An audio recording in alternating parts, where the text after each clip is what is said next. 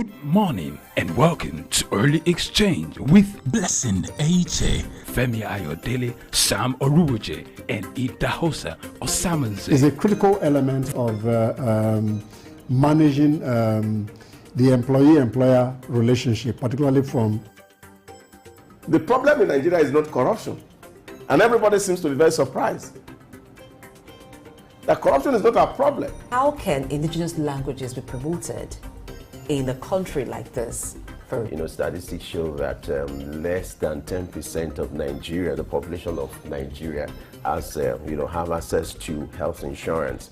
You imagine if our population is about 200 million. This is Early Exchange, shaping policy, advancing development.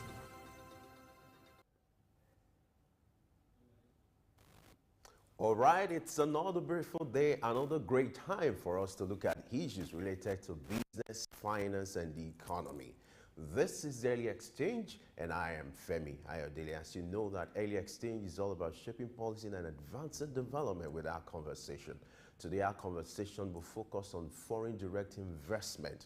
As you're aware, that our president has been making moves to attract foreign investment to seek the interest of international investors. We'll see the impact of this on the Nigerian economy. Don't forget, you can be part of this discussion by going on our social media platform, on our YouTube platform at Sook News, to be part of this discussion using the hashtag Early Exchange. We hope that as you spend the next 3 hours with us, will make your day worthwhile with our program. We are set to give you the best of programming. We are set to inform you, to educate you, so relax. If you have your cup of tea or whatever is your preference, get set as we are, getting set to make your day worthwhile. All right, let's set the ball rolling with news updates, and our anchor, Alfreda, is standing by to take us around the world. Good morning and welcome to the morning news update on Sook News. I am Alfreda Ambe-Bassi. Let's begin with the headlines. President Tinubu advocates more investment in African ports to boost competitiveness. TET Fund aims to improve facilities across Nigerian higher institutions. Lagos State established International Financial Center to drive economic prosperity. And on the foreign scene, Saudi Arabia transforms investor visa process with global online accessibility. England licensed drug as preventive option for breast cancer in England. We take a breather, and when we return, we take the news in full. Stay with us.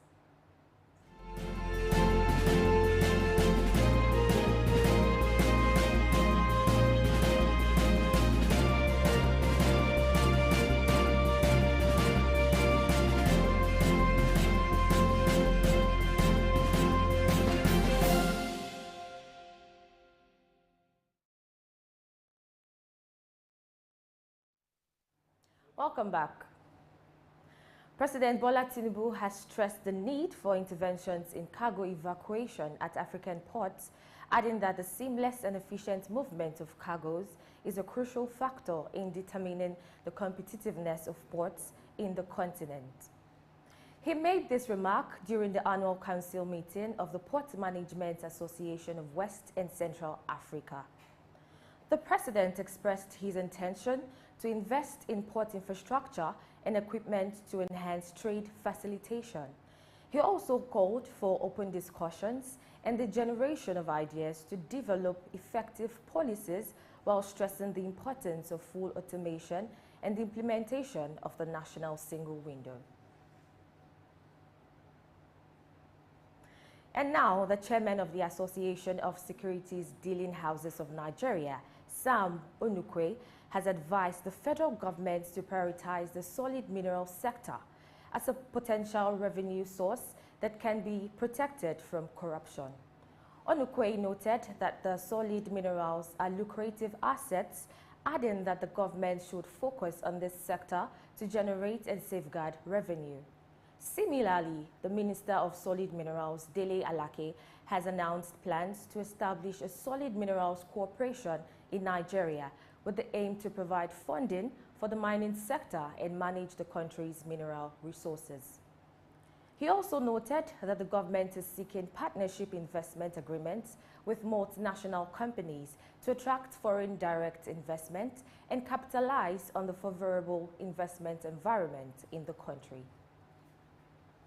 And still in Nigeria, the creative industry has the potential to become the largest export sector, contributing an estimated $100 billion to Nigeria's GDP by 2030. This was revealed by the Assistant Secretary for the Bureau of Economic and Business Affairs at the U.S. Department of State, Ramin Tolui, during a gathering of creatives in Lagos. He added that the industry has the ability to create about 2.7 million jobs by 2050, which is crucial for Nigeria's growing youth population.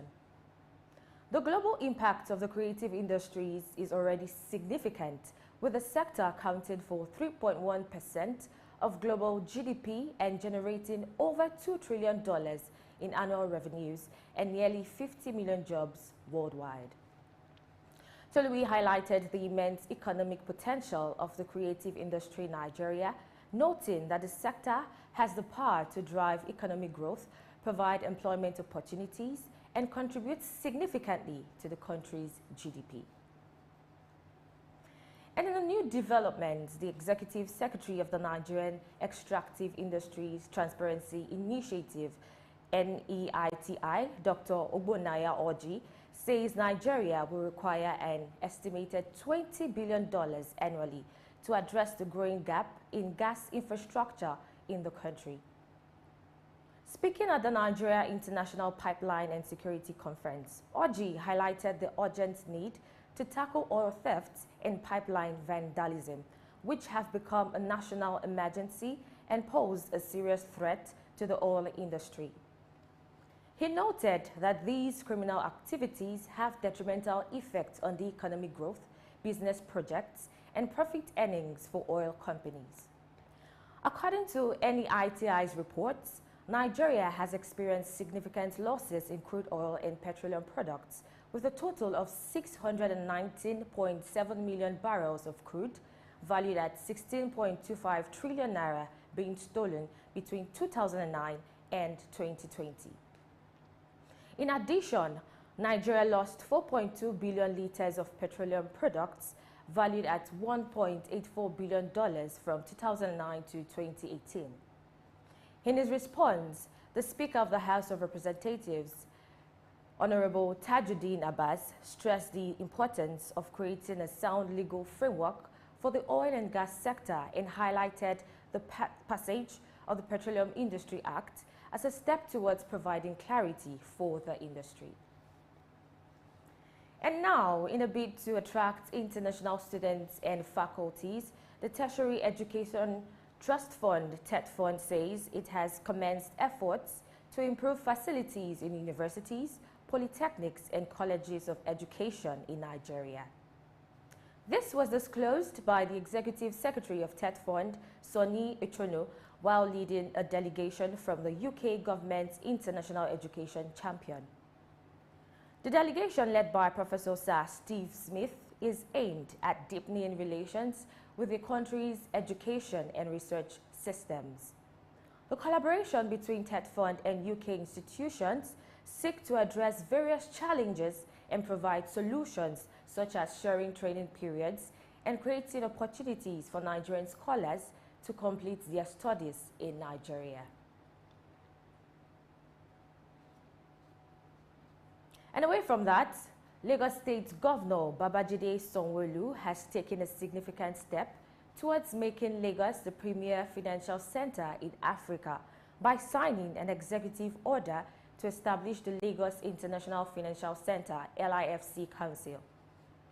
The LIFC is a partnership between the Lagos State Government and Enterprise NGR, an advocacy group promoting the growth of Nigeria's financial and professional services sector.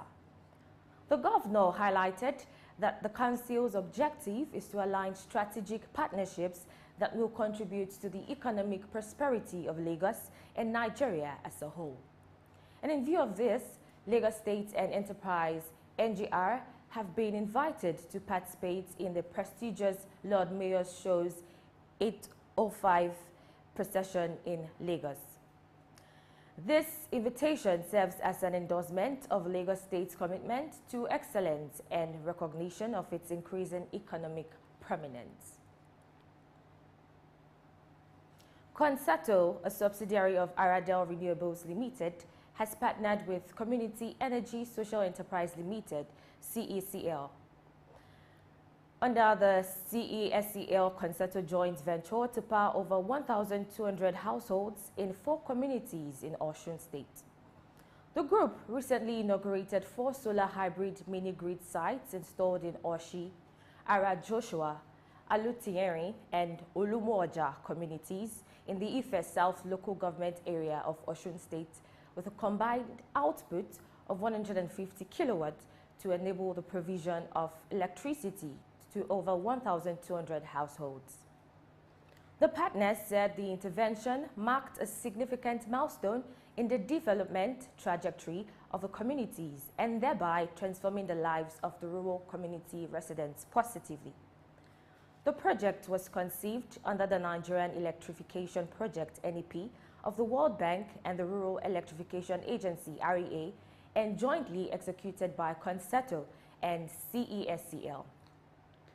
Speaking at the inauguration ceremony, the Chief Executive Officer of CESCL, Dr. Patrick Tolani, emphasized that beyond the social consideration of providing electricity for domestic use, the project was targeted toward improving the economic lives of the people.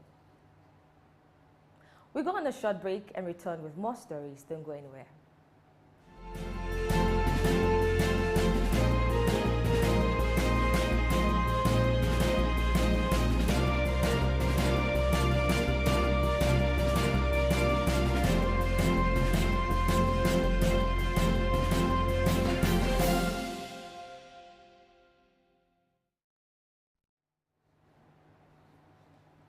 Thank you for staying with us.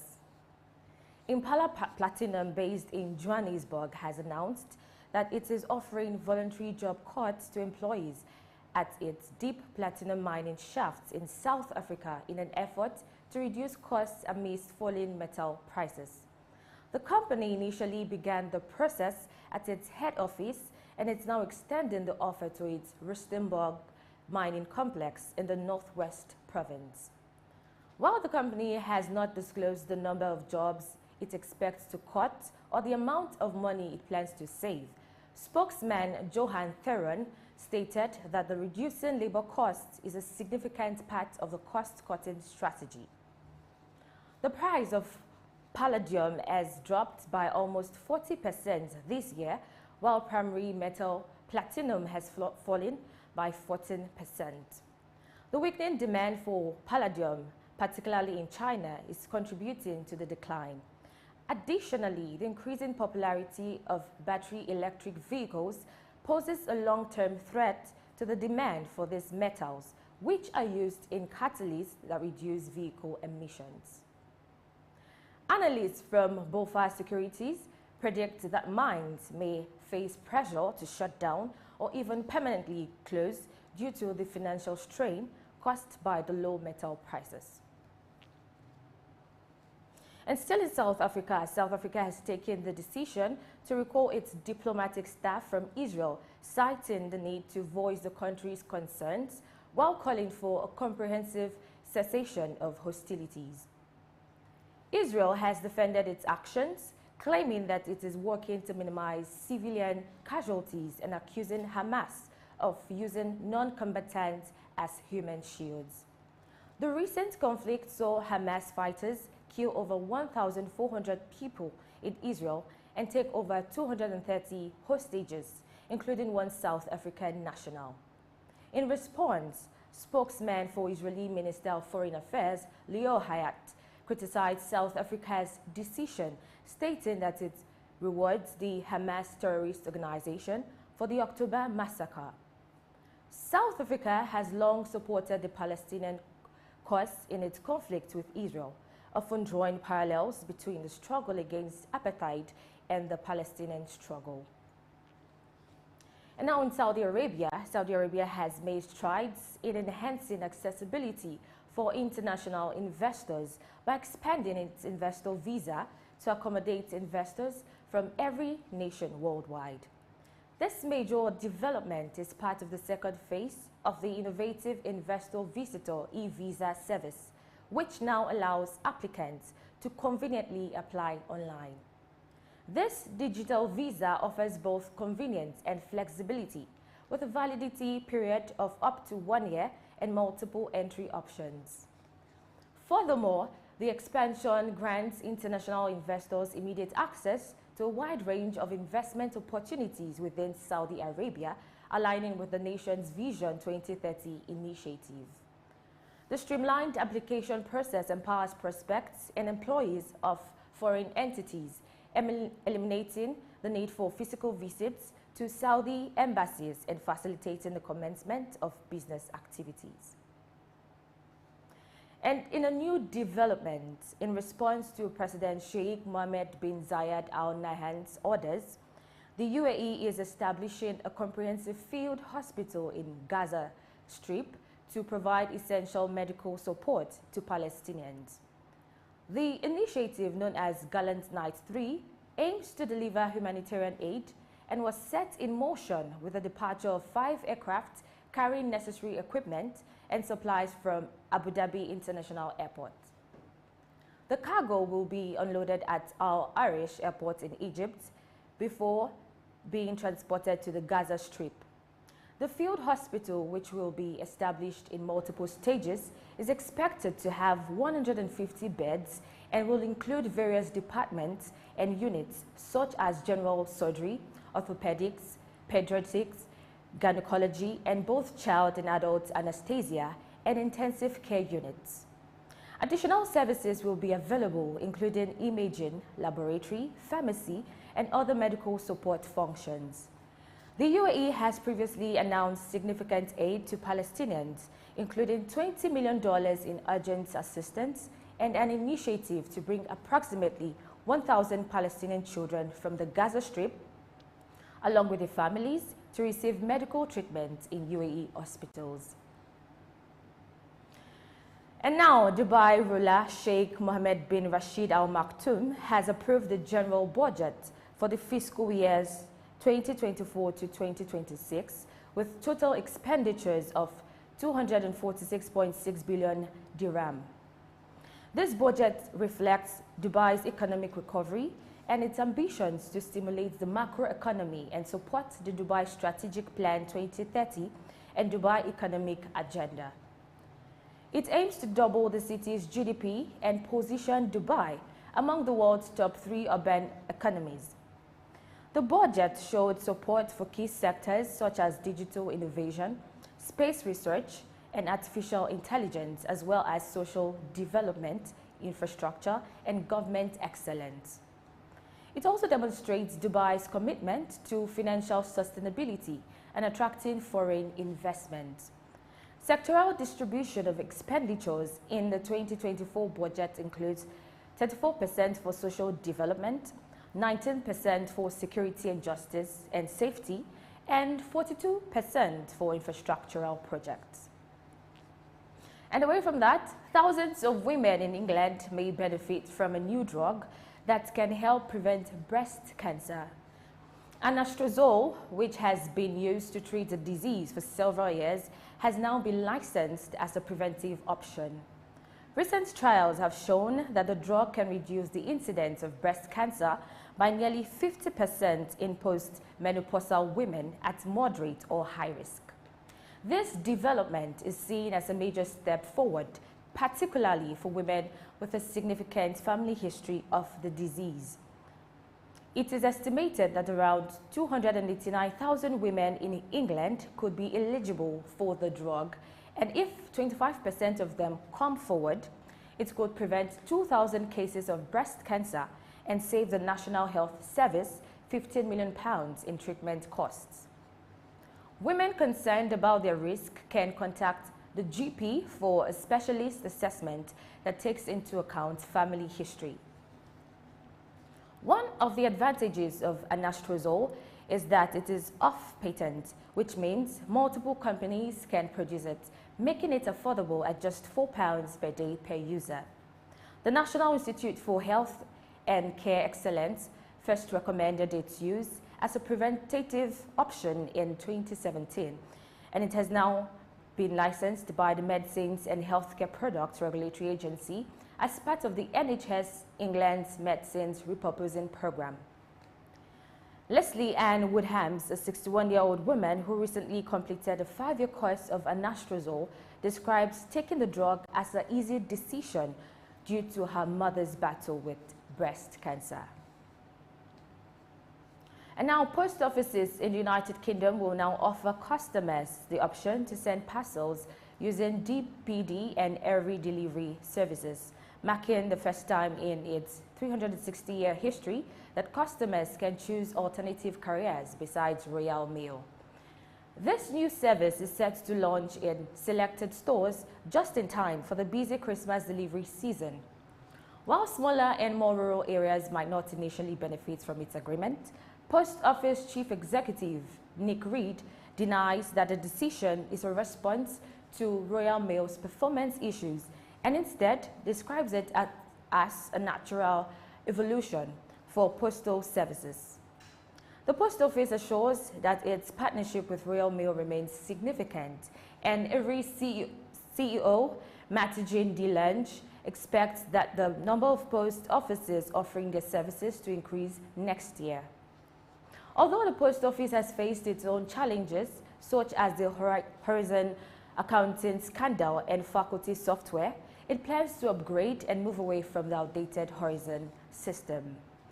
The decision to offer DPD and Airey services is driven by consumer demand for choice, convenience, and the expertise provided by local branches. Royal Mail, which has faced difficulties meeting delivery targets and competing with other couriers in the online shopping boom, is legally required to provide affordable and uniform parcel delivery services throughout the UK. And with that, we call it a wrap on the Morning News Update. Stay tuned for more analysis on early exchange. I am Alfred Ambe-Basi. Many thanks for watching.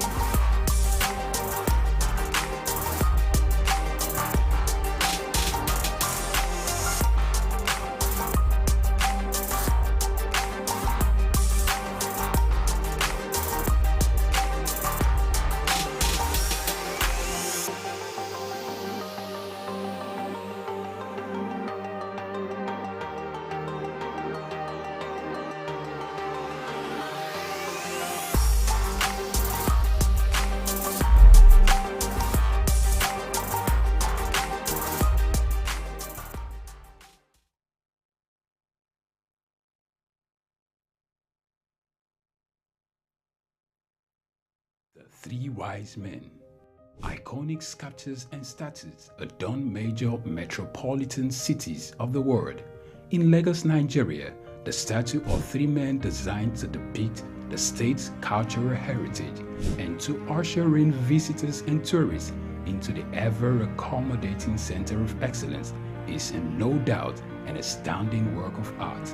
Originally built under the administration of Colonel Raji Rasaki, designed by Bodu Shodende in 1991 and standing over 12 feet high, referred to as Agba Meta or Aro Meta, the three sculptured chiefs were placed along the Lagos-Ibadan toll gate to welcome people coming into Lagos State.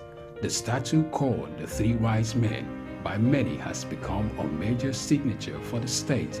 Three white-capped chiefs clad in white wrappers knotted across their shoulders and with clenched right fists are shown in the artwork. The images fascinate and create impressions in the minds of visitors coming into the state, captivating the attention of visitors who look with keen interest, pondering on the messages which the posture of the engraved images signifies. The Three Wise Men has been relocated thrice from its original position at Ojodu Berger end of Lagos-Ibadan Expressway to Magodo area before its final relocation to its present site at Olowopopo Drive. The sculpture has suffered severe damages over the years and renovated. Bodu Shodende, through this sculpture, depicted the highest honor that can be afforded to anyone in the Eko greeting tradition. The Three Wise Men, Arometa, Suk Enlightenment. Good morning and welcome to Early Exchange with Blessing Eche, Femi Ayodele, Sam Oruoje, and Idahosa Osamanze. Is a critical element of managing the employee-employer relationship, particularly from... The problem in Nigeria is not corruption. And everybody seems to be very surprised that corruption is not a problem. How can indigenous languages be promoted in a country like this? Statistics show that less than 10% of Nigeria, the population of Nigeria, has, have access to health insurance. You imagine if our population is about 200 million and... This is Early Exchange, shaping policy, advancing development.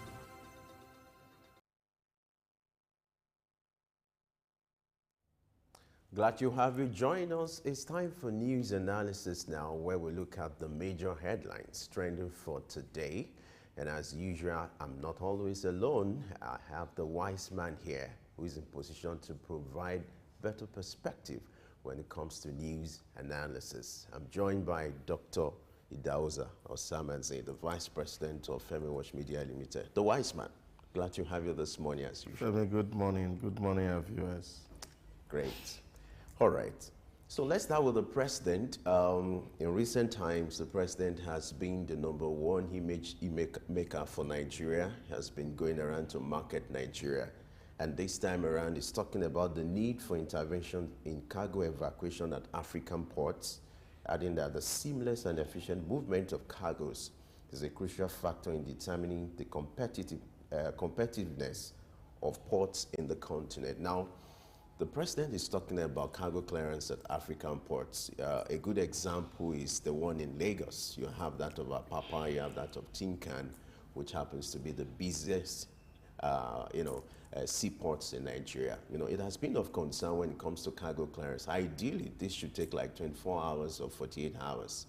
But if you look at the present situation, it can take days, weeks, whereby to clear your goods, and that will add to the cost of doing business. And in recent times, that has discouraged a lot of exporters and importers, and that's why they've taken interest in neighboring ports like Ghana rather than do business in Nigeria. Now, the president is talking about the need to invest in that in that sector, in maritime, and to ensure that some of these infrastructure that are being improved, you need to drive it with technology. Now, the president expressed intention to invest in port infrastructure and equipment to enhance trade facilitation. Idahosa, what's your take on this? I think it's a very good move hearing this from the #1 citizen of the country and the #1 citizen of the ECOWAS sub-region. We cannot overemphasize the importance of a good logistics system that works. And of course, this includes the port facilities and even all the adjoining roads and the basic infrastructure like rail that connect the ports. Because it's not just port alone, because there's so much that's involved. And the deployment of technology, especially in terms of examination of what is going out and what is coming in. Because these are the things that actually causes the delay.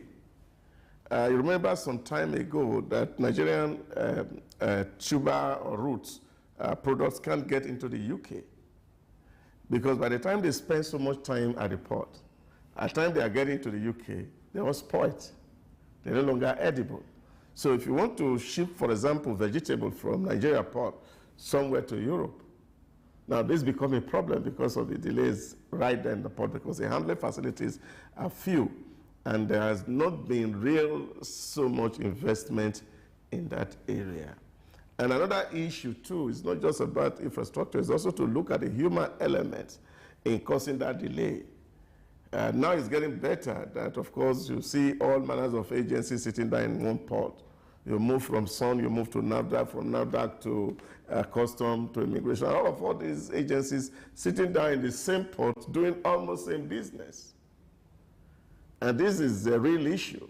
So we need to really invest. Apart from infrastructure, there also need to be a reform in port administration. So that if, for example, Custom looks at a particular container that is being exported or imported. Now, ADLA don't need to look at it again. If it is certain that we are using technology to drive this process, all that needs to be done is that this information is just shared. So the lead time is reduced. And then, of course, we can be real competitive, as Mr. President has said. But the way it is now, the infrastructure are not there. Take, for example, Nigeria has plenty body of waters, and yet the real viable ports in Nigeria is just Apapa, Tinker. We should be able to do more dredging in the Niger area, in the Benue River, so that rather than all vessels coming here, of course, we divert them to other places. Now it will amaze you, for example, the Jabalin port in the UAE handles container that the whole of African country cannot handle in a month, in a single day. These are the kind of investment that one is required to be made into that industry and see how we can drive the process. We're talking about trade with other nations, but then, of course, these are trade enablers and facilitators that need to be on the ground for us to be able to really make a serious mark in that direction. That's great. I agree with you. I remember, the veteran lawyer, maritime lawyer Agbakoba, who did a research recently, has said the maritime sector has the tendency to generate over 7 trillion naira annually, and that has not been explored. There's a need to also, like you said, upgrade the facilities. This ports were built in the 60s, so the technology or the facilities are obsolete. There's a need to upgrade them. You can imagine, getting to the port and you're expecting that you're getting your cargo cleared in 48 hours, and it's taking days and weeks because you're resorting to physical examination rather than the use of scanner. You hear today that scanner is down, there's no internet and things like that. Then, by the time technology is being deployed, it reduces human interface, where at every point you have to deal with one agency or one officer or the other. But everything has to be technology driven, whereby with one single window you can access all the agencies, you input what you need to input and get your clearance done within 48 hours. That's ideally, that's the way it should be. It is feasible and it's doable. And it just requires some political will from our leaders to really understand that there's value that we can get and derive from that industry. And I'm also hoping that the Minister of the Economy should be able to oversee these processes and see Nigerian lead by example and other African countries follow. All right, let's see what comes out of that. Moving on, the chairman of the Association of Security Dealing Houses of Nigeria, Sam Onokwe, has advised the federal government to prioritize the solid mineral sector as a potential revenue source that can be protected from corruption. The word corruption, it's a serious one. Now, he's emphasizing on the need to explore, that sector to generate more revenue. According to research, Nigeria has over 40 mineral resources that can be utilized. But talk to us, why has it been so difficult to utilize this, to the level where we can get up the right revenue needed? And then the issue of corruption, he talked about it, the need to tackle the issue of corruption. Well, I think it's much more than the corruption issue. I really worry when people really put emphasis on corruption as the real basic issues. And I don't think it's corruption, so to speak. You see, the real issue is that we will need to create an ecosystem for this industry to flourish. Now, we need heavy investment in that sector, so government cannot pioneer it. So you will need a lot of private sector players to come in. Now, we also need to hear from the other side of the private investors who are not even Nigerian themselves, or probably they are bringing in their money as FDI to come invest in that sector. What is really making it difficult for them to settle down? We can hazard some guesses. Take, for example, you're going to build a factory that is going to process good, for example. Do we really have people here, skilled people who can work in that sector? Have we trained them? Not just certificate people, people with hands-on experience. Labor is critical. So you don't just come and build an industry. People are going to work in the industry. Now, are they bringing their money, also bringing people to come work in the industry? That's one part that we have to look at. Now, yesterday we also mentioned so much about the security image of our country. Do they see it as a safe place to want to build a factory and bring their money, and the money will be safe? So all these things are the real disincentive that you see within that sector, because it needs huge investments. It needs huge investment. And then, of course, we must be able to earn the trust of foreign investors by saying we are creating the right ecosystem for this industry to thrive. If it's within our power, we can wake up one day and say, let's just build a gold processing industry, build a precious stone processing industry. But that's not within our capability. And then, of course, you cannot also take away the issues of geopolitics, where your nation stands vis-a-vis other people who will be interested. Now, all these things are things that we will need to be looking at. And then, of course, like the president has said, Nigeria is open to everybody. And let's see how all the diplomatic shuttles of the president will result in this needed investment in the solid mineral sector. There's a whole lot of prospect. I remember in 2009, when I was in the UAE, and I was talking with one of our friends, and he said, the Nigerian government came to make a presentation to the government of the UAE. And then, of course, at the end of the day, the government of the UAE said, all the precious metal that is mentioned in the book of Revelation, they were all in Nigeria in commercial quantity. And he was asking, what's the problem? That's where we still are. And I think we just need to think a little outside of the box and see how we can free up the environment so that it can be friendly to foreign investors. Interestingly, the Minister of Solid Minerals, Dele Alaki, has given a direction here. He said the government is seeking partnership investment agreements with multinational companies to attract foreign direct investment and capitalize on favorable investment environment in the country. So like you said, FDI is quite important, and the minister is looking in that direction. Yeah, but you see, the thing is that the government must demonstrate by words and deed its value for the rule of law. Isn't that why the president is also heading to the Arab African Summit to also seek for? Yeah, I said that yesterday. We can go and talk to as many people as possible to bring in things. But you see, you are saying something to me, and what I'm saying is different. We must be seen to be led by law as constitutional governments and honor the sanctities of agreements. This is the way to go. Now, if your court gave an order and your government flouts it, it sends a bad signal to an investor.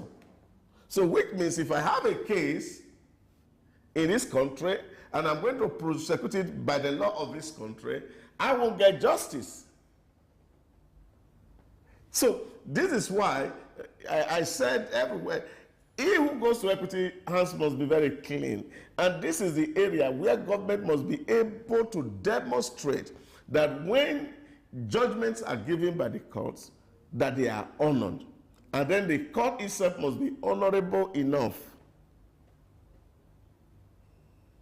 to deliver justice to whoever deserves it, irrespective of their standing or status. Now, these are the ecosystem we need to put in place to really give the foreigners that conviction that, yes, we are ready for business. All right.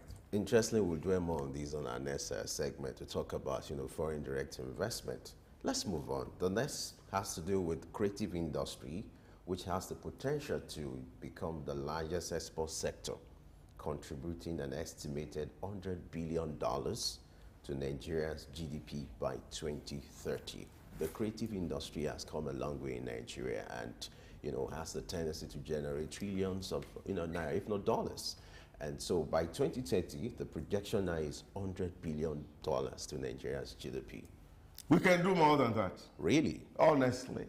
You see, Nigerians are very creative. Everywhere in the world, we are very creative.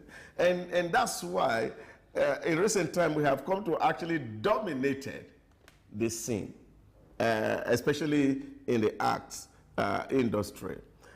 When you look at what our young men and women are doing globally, is amazing.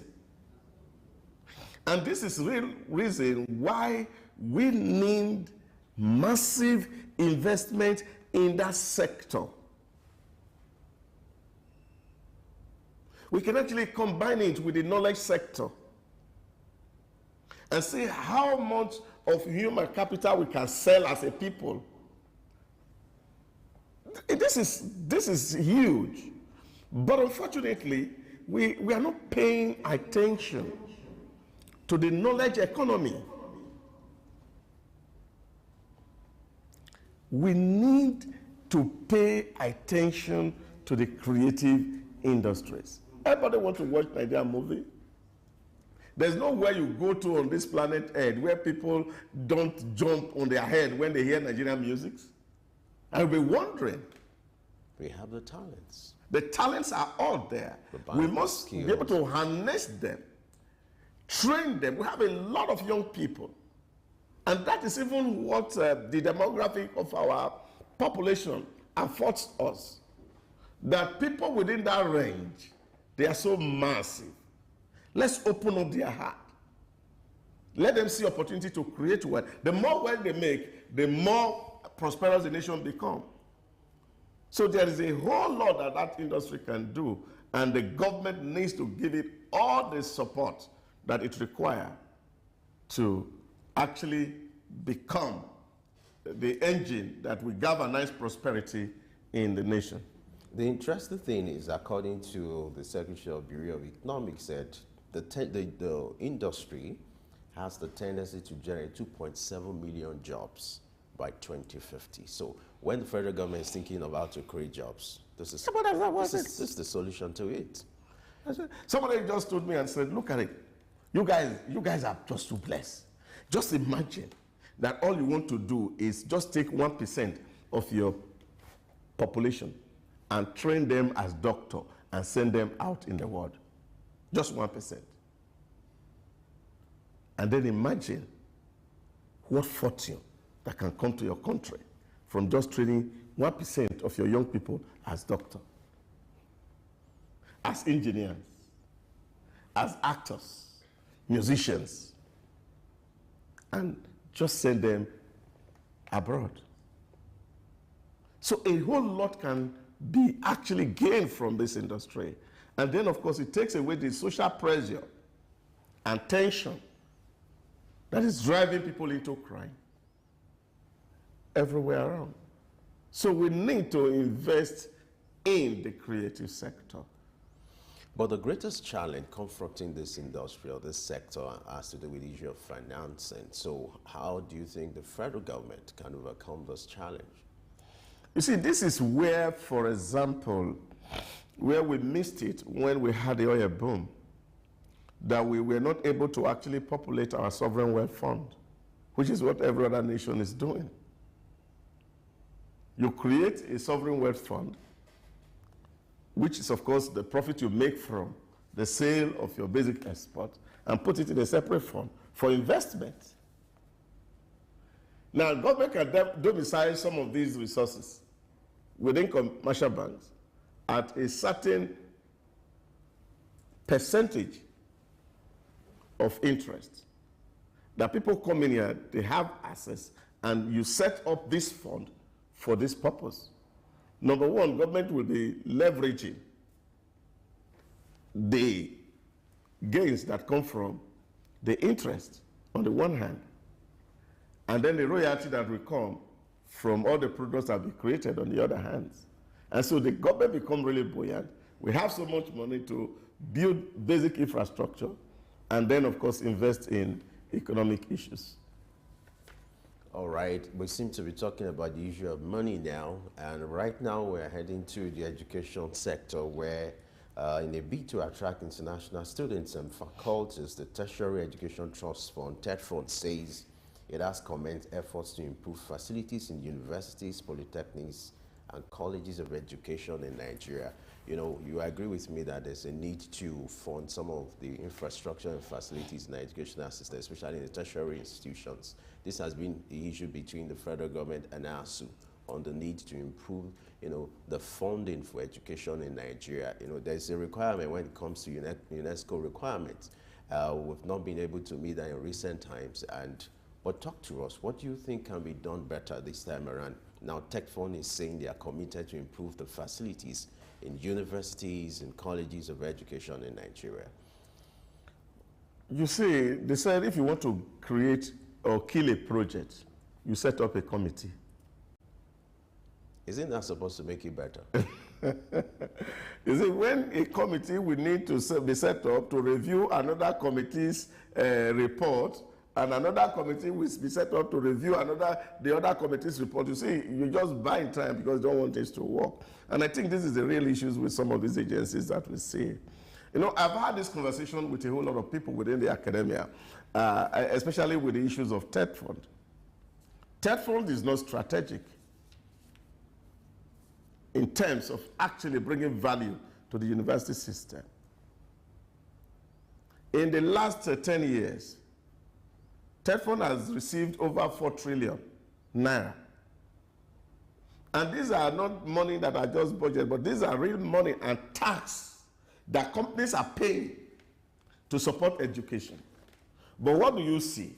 In the administration of that TETFund, you know, ASU has been complaining that we don't get involved. We don't get involved. So all you see is scattered projects around various universities and say TETFund project, TETFund project. There's no strategy on ground really to drive the process. And to see that TETFund is saying we want 10 Ivy League universities in Nigeria. And this is where we want to put our money. Not just in terms of building structures that are not usable, pavilions, no. You're going to build modern lab. Because the mandate of TETFund is not just to build physical structure, it's also to support research. Where are these outcomes? Where is the accountability within the system? But this money has been released. Oh, yes, the money is there. TETFund is disbursing, and the university say we don't have control because TETFund determine what happened. So I think that in the management of that fund, really, the Academic Staff Union of Universities should be deeply involved and to see who gets what. We may not be able to fund all the 168 universities we have. We can say, oh, let's focus on 5 or 6 based on the 6 geopolitical zones. And we know that there's a star university in the west, in the southwest, a star university in the south-south, a star university in the north-central, all these things, and then anybody who wants to be able to do what is meaningful should concentrate on this.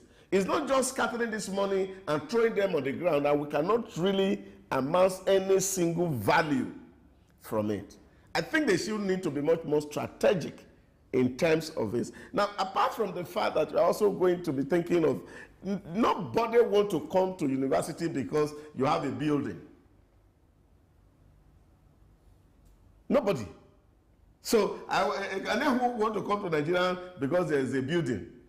The only reason that will make them to come to Nigeria is because the quality of delivery, the curriculum, will fit into what they want. So we go to Oxford or we go to Cambridge, we go to Harvard, it's not because they have structures or buildings. It's the quality of delivery. And I think that is what should be much more important to TETFund than just building small structures and think that this will bring in people to come to your university environment. We need to improve and invest heavily on the manpower in our institutions. Our young PhDs or doctors need to go do postdoctoral degree to come back to teach. And then, of course, they will be equipped with modern research tools to drive the process of national growth. And I think this is what is important. We need strategic institutions doing strategic thinking and planning to see how we can get out of where we are at the moment. Talking about being strategic, it seems TETFund has an answer to that. Says seeking a collaboration with UK institutions to seek to address various challenges and provide solutions such as training periods, creating opportunities for Nigerian scholars to complete their studies in Nigeria. Do you think this is, deliberate and is going to bring the right result, the collaboration between TETFund and UK institutions to provide the right training and scholarship for, Nigerian students so that they can share knowledge and then have better exposure? Yeah, but this is the point. What is TETFund doing with scholarship? Is that its primary mandate? Ministry of Education can give scholarship. What's TETFund business with scholarship? Their mandate is to build physical infrastructure and invest in academic research.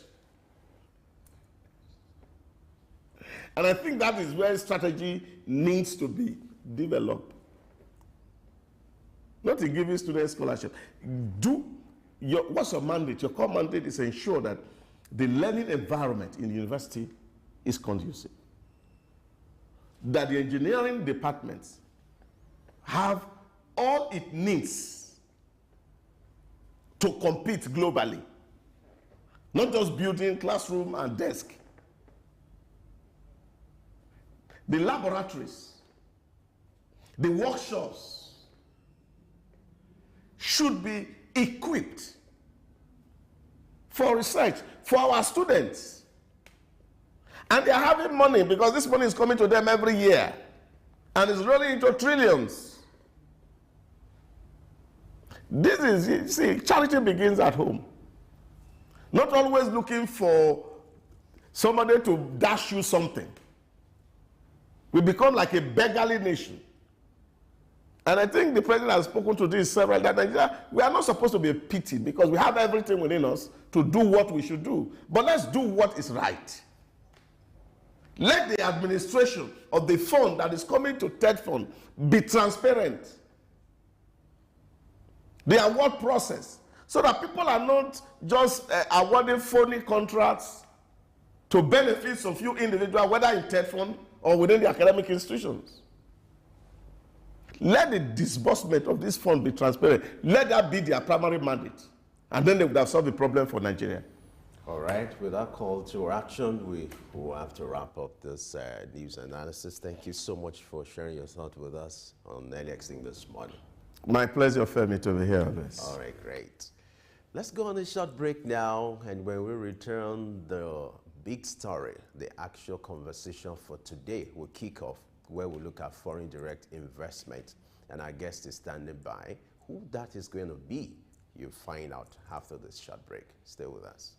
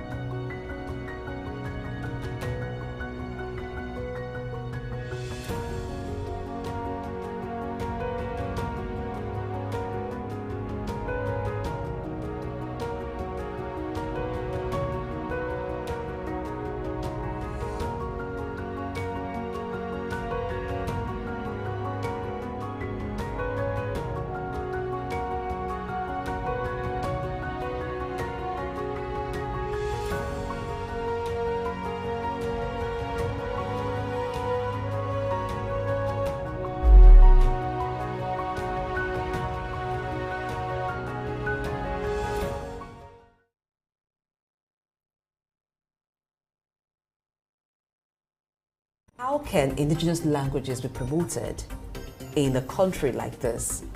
Statistics show that less than 10% of Nigeria, the population of Nigeria, has, have access to health insurance.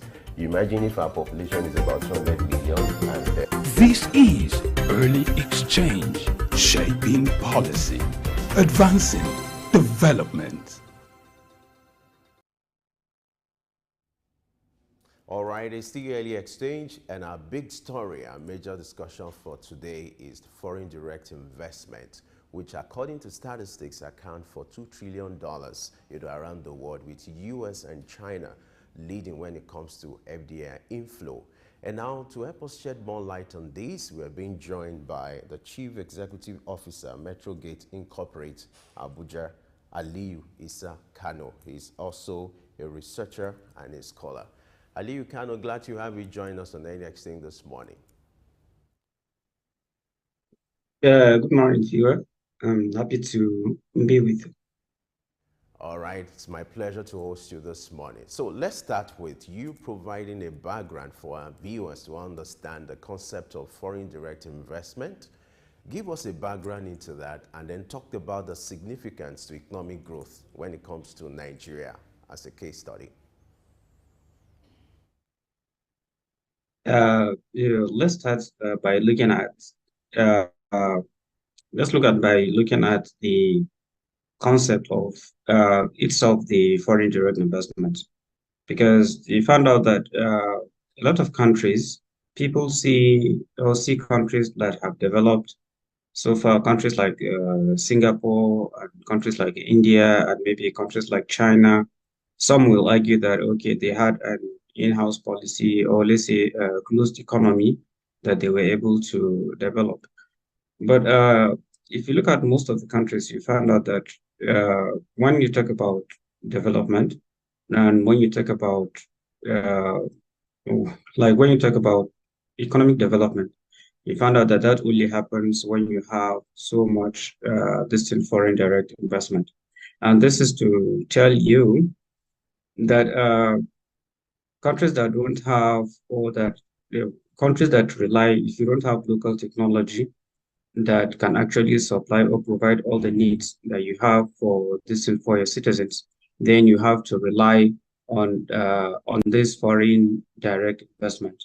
So foreign direct investment simply means the let's say the amount of funds or resources that comes into your country that in one way or the other helps in developing or building up your your economy. And that can be in form of funding, and that can be in form of let's say brain and resources that can be able to use to develop develop a country in one way or the other. And we have seen other states have already done so much in Nigeria in that regard. A very good example of states that we have that have done so much when it comes to foreign direct investment is Lagos State and Kaduna State. We have seen an example whereby before much of the foreign investment of the FDI earnings in the states like Kaduna, before Kaduna was not even ranked among the states that actually used to generate revenue. But as of now and as of today, due to foreign direct investment, a state like Kaduna State might not necessarily need, let's say, a federal allocation for them to be able to, let's say, pay salaries or carry out some of the projects because of the number of projects, because of the number of foreign direct investment, the number of foreign companies that were able to operate or open in Kaduna from 2015 to, let's say, to date. All right, let's look at the peculiarity about Nigeria. If you look at the statistics for 2022, there's a decline about 105% when it comes to foreign direct investment compared to the statistics for 2021. What do you think is largely responsible for this decline when it comes to foreign direct investment, looking at Nigeria as a case study in recent time? Well, if you look at some of what actually happened, there are quite about I think 5 to 6 points that I'm going to talk about, and one of the actual things that happened is there was this instability. What I mean instability, it doesn't necessarily mean it has to be a political instability, but there were so much security issues, especially when it comes to in 2020 and 2022. So those security issues, actually, we have seen the resurgence of, let's say, insurgency activities and, let's say, separatist activities in the southeast. And if you look at the northwest and mostly, especially at the oil regions, there have been resurgence of kidnappings. And apart from that, in the northwest, you found out that a lot of construction workers and, let's say, miners and all kinds of people that you think will come and work on projects like this, or, let's say, that is going to bring foreign direct investment. So that security threat is what actually, let's say, affected most of the activities that actually happened. So the political instability and security issues is one of the factors that that led to that. And also, you found out that there is this issue that has to do with most of the transport and energy infrastructure that we have. They are in very poor and vegetative states, in such a way that you found out that in such a way that if there is lack of electricity, if there's lack of electricity, you found out that it's going to result to a high cost of, let's say, operations for businesses. And if you look at in 2022 alone, the number of times that the national grid collapsed is so alarming at the rate of more than, I think, 22 times or thereabout. So that is not looking good for this enough for foreign direct investors. And there was this element of very wide, let's say, corruption, especially when it comes to, let's say, agencies or regulators that will issue or make sure that this foreign investment happens. You find out that with that kind of challenge, if let's say a company or, let's say, an investor comes to Nigeria just for him to seek license or for him to get a land that is going to establish a factory or a company, then that means he has to, let's say, pay a bribe. So if someone has to pay a bribe, that is going to erode the trust and confidence of any investor, and is going to, and even if investors come to that, they find that it's going to make the cost of business or operating that company to become very, very expensive. And you find out that there is a lot of tax burden. Sometimes they will tell these investors that, okay, we are giving you a tax break, or we're going to issue you a tax break. But whenever there is a change of administration, either at the center or at subnational level, then you find out that the other administration will not come in. So that due to the lack of that political, let's say, stability, so there's going to be high tax burden, and that is going to reduce the profitability of even the profitability of the company that's operating. Then also we have seen in the year 2022, we have seen the devaluation of the naira against the dollar that actually contributed. Though a lot of people think that if the naira is devalued, or if the naira is devalued, there are a lot of foreign investors will not come in due to exchange rate and all that.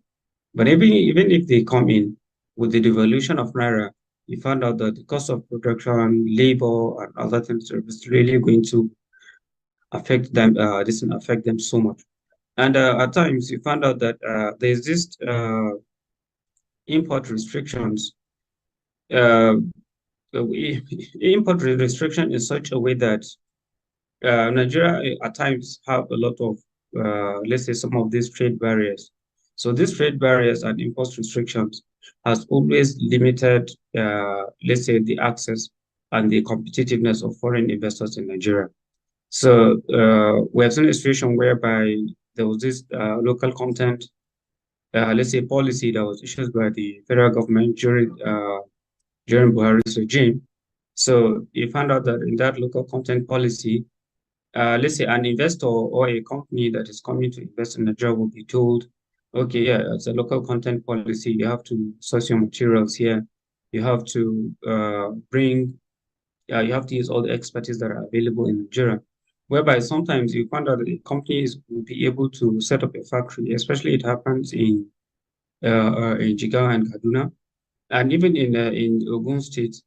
You find out that the local farmers that we have will not be able to, let's say, provide that particular factory or that particular investor with the necessary raw materials that the person needs to, with the necessary raw materials that the company is supposed to use for production. So if there is a limit, or if there's a trade barrier, or there's, let's say, an import restriction or raw materials, you find out that it's either the company has to change to another product, or the company has to shut down completely. So, and lastly, we have I wouldn't say inefficient judicial system, but sometimes there is this unreliable dispute settlement mechanism, whereby whenever the judicial system has made it or shown a way that, okay, if there's any dispute that is going to be settled, or the judicial dispute that is going to be settled between a foreigner and, let's say, a Nigerian, or between two foreigners, let's say bad elements or corrupt elements among in the judicial system normally take advantage of that. And when they take advantage of that, then there will be element of widespread corruption. And so that actually creates let's say, when you have an efficient judicial system and unreliable dispute mechanism, it's definitely going to create like uncertainty, and it's going to discourage investors from, let's say, entering Nigeria, or even expanding some of the let's say, activities that they do have. So I feel those are some of the let's say, risks, or some of the challenge. But the two most important ones are, there has to be political and security stability, and as well as there has to be, let's say, issue that has to do with power. So without efficient electricity and without efficient energy, we'll be seeing so much decline when it comes to let's say, foreign direct investment in Nigeria. Okay. Now, in spite some of these challenges that you've highlighted, you discover that investors or international investors are still taking interest in Africa, most importantly, a country like Nigeria. There's this perception that Africa is taking, is the new frontier when it comes to emerging markets. Nigeria is taking the front seat. Why do you think international investors are still interested in committing their FDI to Nigerian economy, for instance, in spite of these challenges that you've highlighted? Well, like Nigeria is blessed. Is a land of let's say opportunities and economic opportunities. If you look at the population of Nigeria, like we have the labor and we have the workforce, and mostly when if you look at the going forward, let's say the technology companies that produce let's say tech gadgets and equipments, let's say lithium batteries and all that. What is the future of tech? Or what is the future of let's say energy? Because people are using electric cars globally. So it will be, let's say, cost effective and cheap to set up a factory in, let's say, in somewhere in Kaduna or in Benue or in Nasarawa states than to set up a factory somewhere in Texas. So the opportunity that Nigeria has, apart from the, let's say, the workforce or the very young and energetic population of the youth, we also have most of the resources that factories worldwide actually need to set up, let's say, a factory, be it in, let's say, agriculture, be it, let's say, in technology, and even in manufacturing. So now having this project, there is this AKK gas pipeline that stretches across, let's say from Port Harcourt down to, let's say, to Kogi State, down to Kaduna, down to Kano, to Dara, and even down to Niger Republic. So and even up to down to, let's say, to Morocco. These are some of the issues, or these are some of the opportunities, and these are the advantages that Nigeria has over most of the, or let's say even all the West African, this West African nation. And let's say the nations going forward, Nigeria is still, let's say, young, democratically, especially if you look at where being in the Fourth Republic, starting from 1999, just like we are less than 30 years when it comes to that. So the kind of let's say opportunities and the kind of stability that is incoming. Let's say people see the kind of leadership that we're going to have in the nearest future. So there is still hope, and there is still, let's say, chance and let's say availabilities to address let's say the challenges that I've mentioned earlier. So investors are looking at both the, let's say, the labor, the availability of the youth, and the, let's say, tech-savvy populations that we have in Nigeria. And apart from that, they're looking at even the let's say the capital, like Nigeria is quite, the capital for you to start or open a business or factory in Nigeria is still, let's say, very affordable compared to, let's say, other foreign countries that you can go to. And hopefully looking at the, listen now, the crop of, let's say, leadership that we have or that we're going to have in the future, there is still hope that having, let's say, the right leadership in the nearest future will actually, let's say, make, let's say, factories or the economy, especially the manufacturing sector, to become the, let's say, the leading manufacturing, let's say, sector in Africa. So there's still hope. So those are some of the things that the foreign, let's say, foreign investors do look at and still invest their money in Nigeria. So it's simply just the let's say the young the youth that we have, the population whereby you have over 100 million. Then you have let's say, apart from the youth, we also have the resources that are needed to let's say that are needed for these companies to come and listen and establish their factories or investments in Nigeria. All right. President Tinubu will be attending, the Saudi African Summit to seek for international investors. And interestingly, is the chairman of ECOWAS. How do you think he can take advantage of a forum like this where you're going to have other heads of states, other presidents, and then being the chairman of ECOWAS? How do you think he can take advantage of a forum like this to attract foreign investors to Nigeria? If you're in position to advise him, he's going to be at that forum, what would be your recommendation?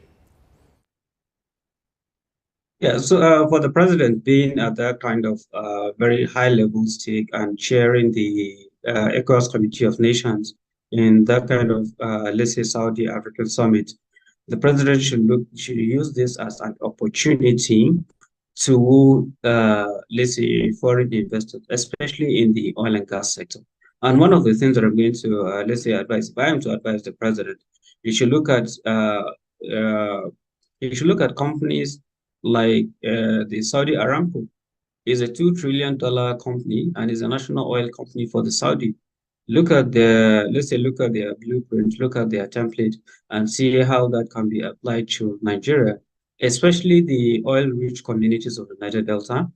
They deserve all kind of government attention, especially when it comes to environment and all that. And I believe if the federal government is able to do the right thing at those host communities in the Niger Delta, there will be more when it comes to foreign direct investment, and there will be more when it comes to human capital development in that region and the country as a whole.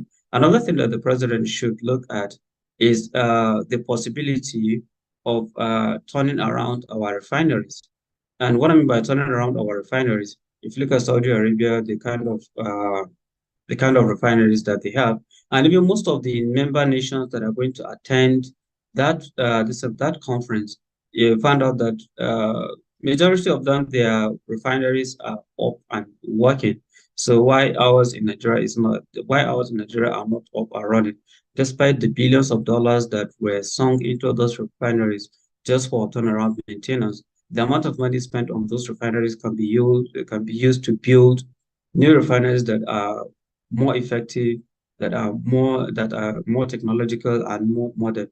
So this is the opportunity for the president to interact with the global community, especially the oil and gas, this oil and gas community, and he should look at the possibility of bringing a lot of foreign direct investors.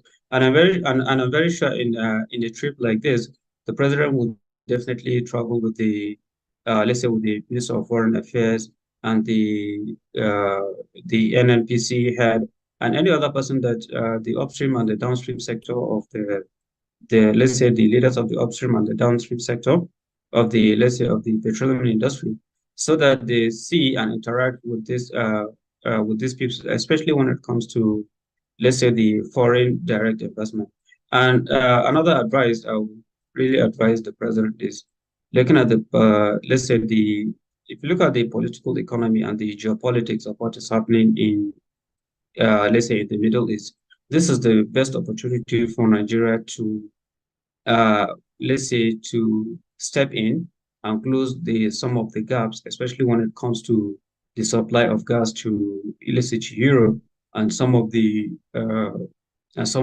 Asian countries. So it's a very good opportunity for Mr. President and even a very good opportunity for Nigeria for let's say for the president to meet and let's say engage these stakeholders, especially when it comes to oil and gas, which is actually going to improve the foreign direct investment to Nigeria, especially at the oil and gas sector.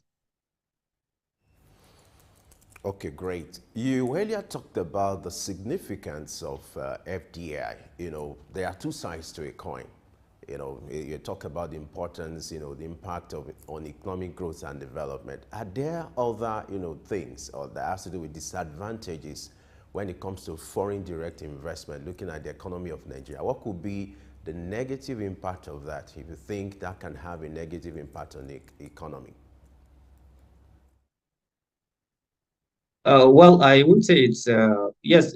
For every aspect you look at it, there is a positive, there is an advantage and disadvantage to that. But it's just that we really have to look at the let's say when it comes to, we should do that, especially for transfer of technology, because you found out that we have seen areas, or we have seen activities that happen in Bangladesh, whereby they open their doors to also these foreign direct investments, especially let's say for the giant of Asia, let's say the Chinese, or the let's say the Chinese let's say companies came, but you found out that there is no, let's say, local content, whereby most of the, let's say, most of the positions that are going to be held in, let's say, in factories or in companies, you find out that there are, uh, I believe, any expertise or any technology that you're looking for in Nigeria, when it comes to productions, when it comes to robotics, when it comes to agriculture, definitely there is a Nigerian that has the capacity and the brain to do or to carry out that kind of, let's say, so the only thing that the government is going to look at, uh, the foreign direct investment shouldn't be, let's say, an avenue for job displacement in Nigeria. And what I mean job displacement, job displacement here means, okay, don't just say that, okay, we bring in foreign investors to the countries and they will not come and establish factories. Instead of our youth or our children, for them to get work in those factories, we end up having, let's say, foreigner being the security of a company that is being established in Nigeria. So some of the things that the government is going to look at, because we have seen it in other countries whereby the foreign investor will not come. Even water that he's going to drink in the factory will not be from that host country that he's being into. So we should, we should avoid that in Nigeria. And also, I believe we should have countries, let's say we should have factories or foreign investors that are going to support local production.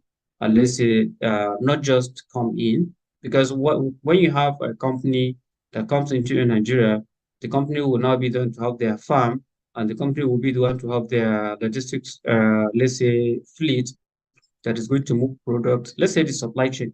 So what we are looking for is that the foreign direct investment that Nigeria is looking for, they are just foreign direct investors that are going to fund local production. Or even if they're not going to fund the local production, they should just provide platforms for, let's say, for exports or for, let's say, processing finished products. So those are the things that we are not looking at.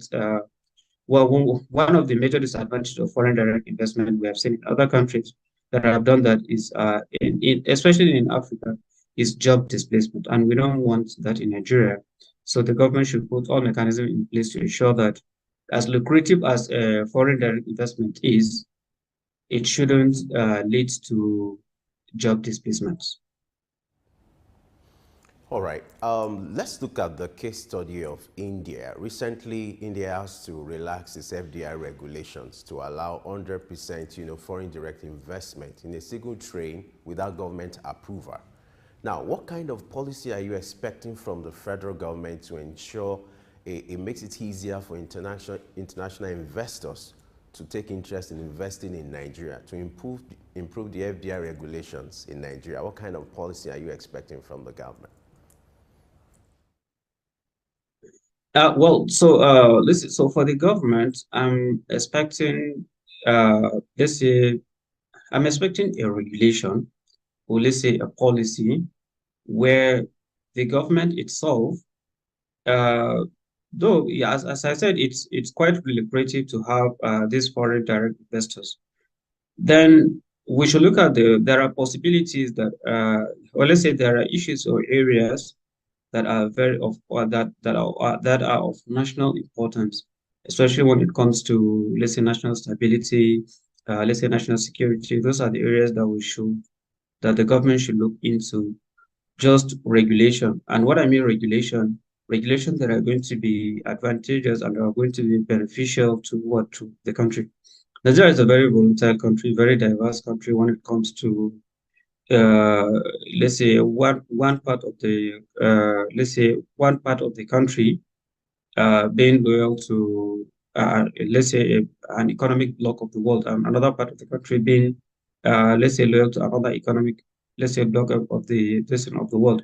So if you look at our foreign policy, Nigeria accepts each and every individual. We have no, we neither belong to the allies, we neither belong to the axis.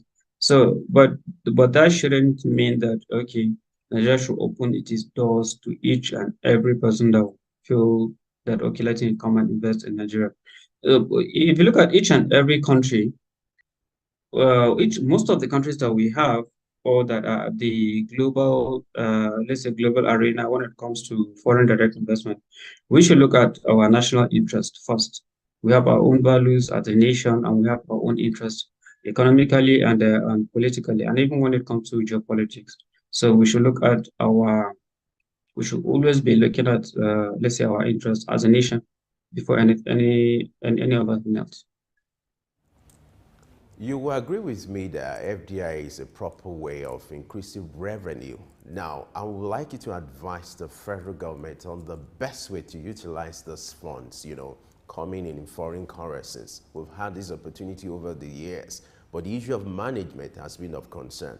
So what do you think the federal government should do this time around to change the narrative and ensure that these funds are used for the purpose intended? Well, the only thing that the federal government should do, first thing is that for the government to ensure political stability and also to ensure security, because this kind of insurgency is going on will not help matters. And in addition to that, the government should ensure that it has stamped corruption or reduced corruption to the barest minimum when it comes to activities related to foreign direct investment. Because when there is absolutely zero or barest, let's say, minimum when it comes to corruption, there's going to be trust and confidence of, let's say, of these investors, and it's going to increase the ease of doing business. Then also I would advise the federal government that whenever it does, there should be, let's say, sustainability models for that, because we have seen a situation whereby in states, a governor is going to sign an MOU with a foreign direct investor that is going to benefit the state and going to benefit the country as a, let's say, in general or at large. But when that governor leaves power and another person comes, maybe he's even within the same party or let's say a different political party, you find out that that governor will now suspend or let's say just decide to abandon that particular project, especially when it comes to foreign direct investment. So there has to be a policy that's going to ensure sustainability when it comes to anything related to foreign direct investment.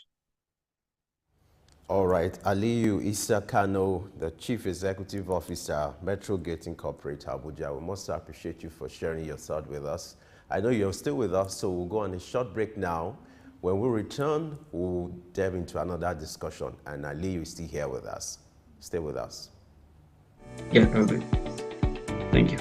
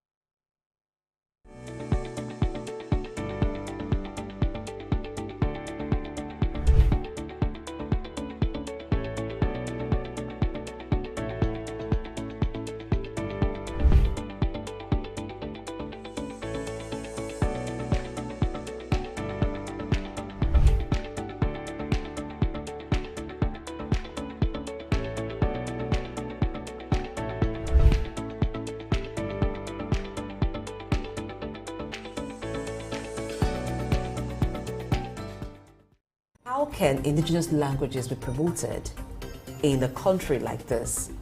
Statistics show that less than 10% of Nigeria, the population of Nigeria, has, have access to health insurance. You imagine if our population is about 200 million and... This is Early Exchange, shaping policy, advancing development. All right, if you're just joining us, you have no cause to worry because we're still looking at foreign direct investment, and our guest analyst Issa Kano is still here with us. Glad to know you are still there with us, Issa.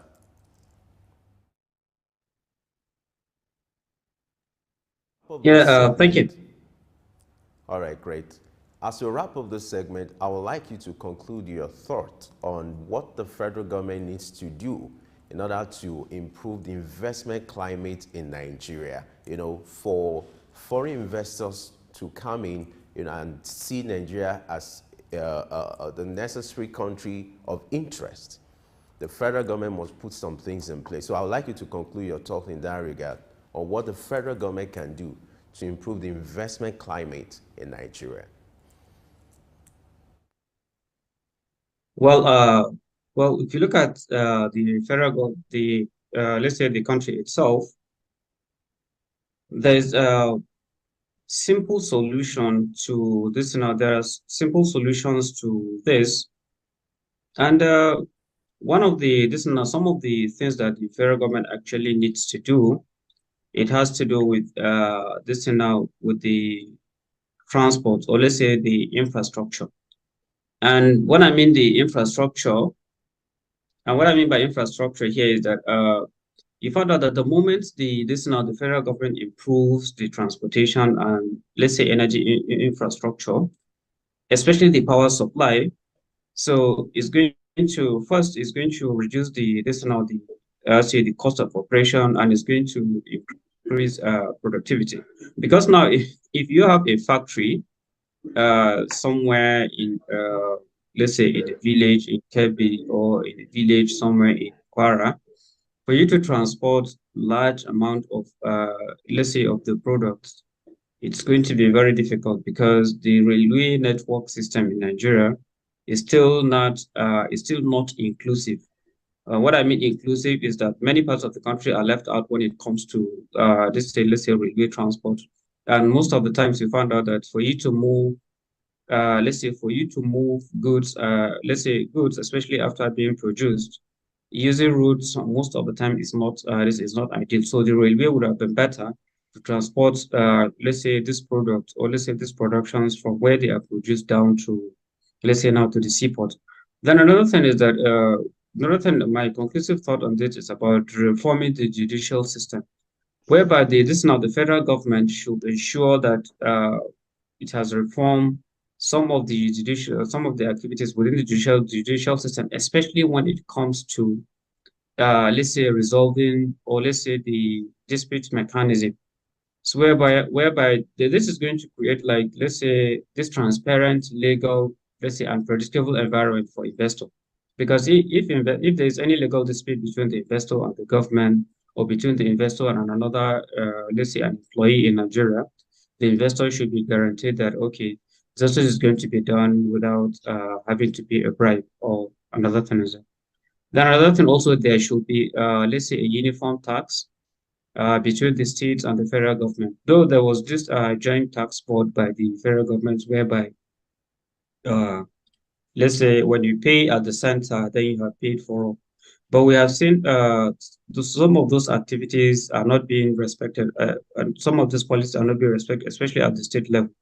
So where you have a foreign direct investor that he comes, and when he comes, you find out that there will be multiple taxations, or let's say there will be a lot of tax burden, let's say, on the activities.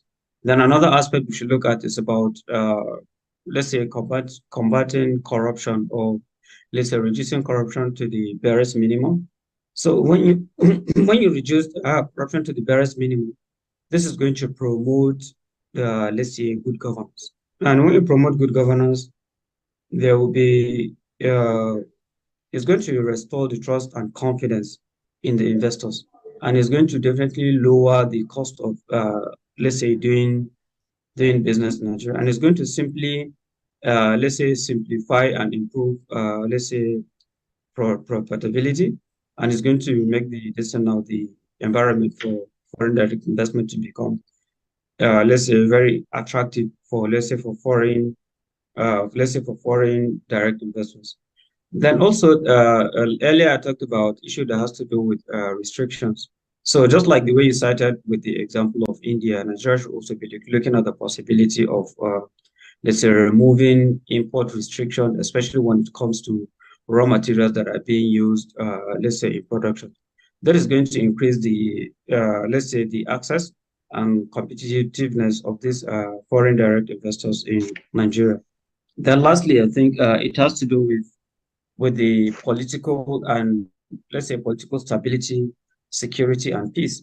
Because all the things that we have discussed about, without, let's say, political stability and without, let's say, security and peace, let's say, foreign direct investors, how would you be able to protect the safety and the operations of these, let's say, foreign direct investors? So, because whenever they are coming in, they are not just coming in, just with themselves and their suits, but they are coming in with their assets and their investments. So it's only when there's political stability, sustainability model, let's say, security and peace, that is the only way you can be able to boost the confidence of any foreign investor to come to your country and invest. Because no investor will come to a country and at the end of the day, he set up a factory of, let's say, after spending $50 million or $50 million on a factory, and the next day it gets burnt down, or his workers are being kidnapped. So these are some of the things that these are some of my, let's say, concluding thoughts. Thank you. All right, Aliyu Issa Kano, I must appreciate you for spending time with us on Early Exchange to share your thoughts and your brilliant submissions on the issue of foreign direct investments. Thank you for your time with us. Thank you.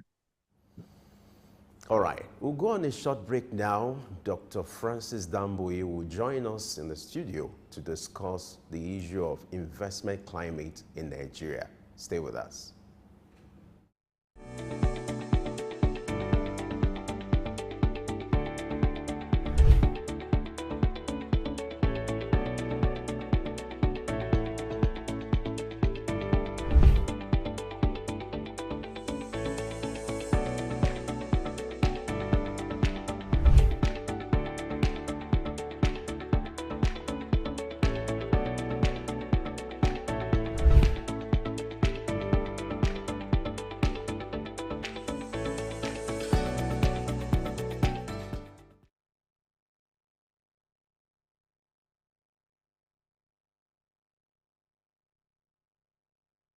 How can indigenous languages be promoted in a country like this?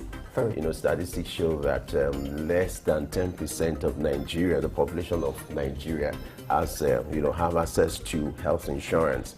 You imagine if our population is about 200 million. This is Early Exchange, shaping policy, advancing development. All right, it's still Early Exchange, and we're looking at, the foreign direct investment in Nigeria. Earlier, we have Issa, who talked about the impact of that on the Nigerian economy. And now we want to look at the investment climate in Nigeria. We want to do an overview of the investment climate in Nigeria. Why do you think investors are taking interest in a country like Nigeria, being seen as the new frontier when it comes to emerging markets in Africa? We are being joined by Dr. Francis Damboye, who is going to be our guest analyst and is in position to shed more light on this. Dr. Francis, glad to have you join us on Early Exchange this morning. Thank you. Thank you. All right. Great to have you as usual.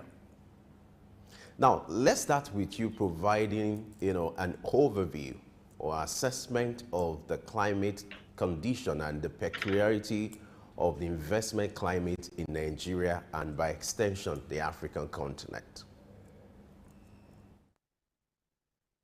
Thank you. Thank you. I would start by saying, for instance, asking, Why Nigeria? Why would anybody want to invest in Nigeria? So we ask or we consider things like, is it Nigeria that is it a fantastic place to live and work? Probably not. Somebody would say off rip.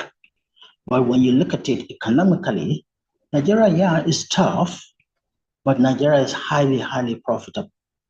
Look at some of the value adds, look at some of the benefits. The market itself speaks for itself.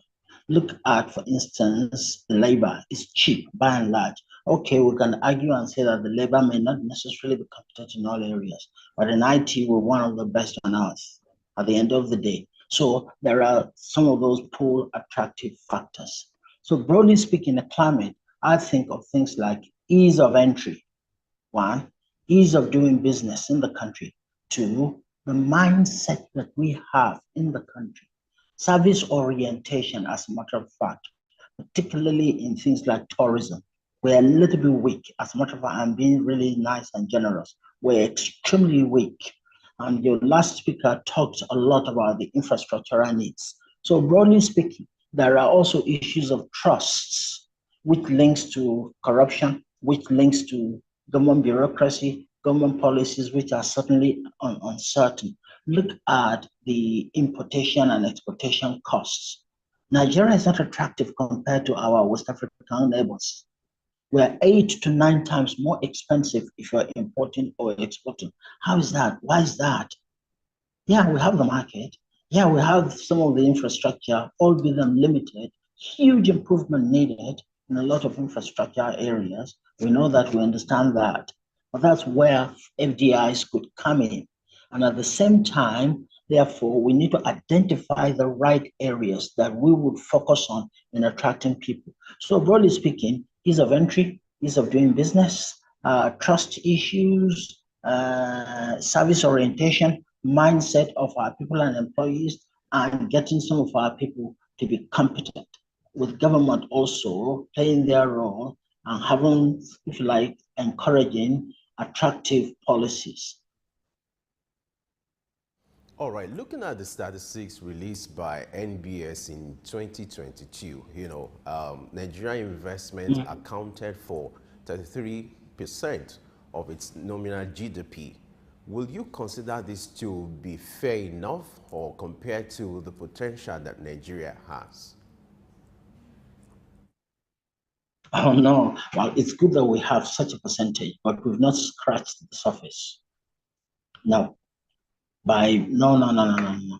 Look at, for instance, some of the areas, the agro-allied industries and the agro-processing.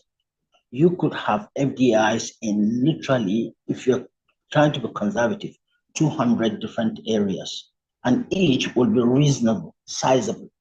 Look at mining. Look at the way we are conducting mining today. Solid minerals, as an example, is, in no disrespect to anybody, is abysmal. We definitely need improvements in those areas. Of course, there are infrastructural needs: water, electricity, transportation, logistics, supply chain, those kind of areas. Yeah, of course, we need to improve them. FDIs could come in also and improve us, help us improve them. It's sometimes difficult. One key core area that we have been neglecting is the telecom area. We don't seem to have landlines. Do we understand the implication of that? When you don't have landlines, you're depending on mobile technology. You can't run a nation on mobile technologies. You need landlines, as an example. We can go on and on and on, but yeah, definitely there are certainly easy win, quick win areas that we can kind of make it attractive for an FDI to come. Capital importation. Look at the difficulty in capital importation.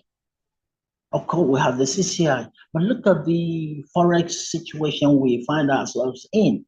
So when I come in with my capital at the government rate, and I come and I engage and I add value to the nation, I have my profits, they tax, and I'm going to repatriate that which I was promised. I cannot repatriate it. That's not attractive. That's not a conducive environment and climate.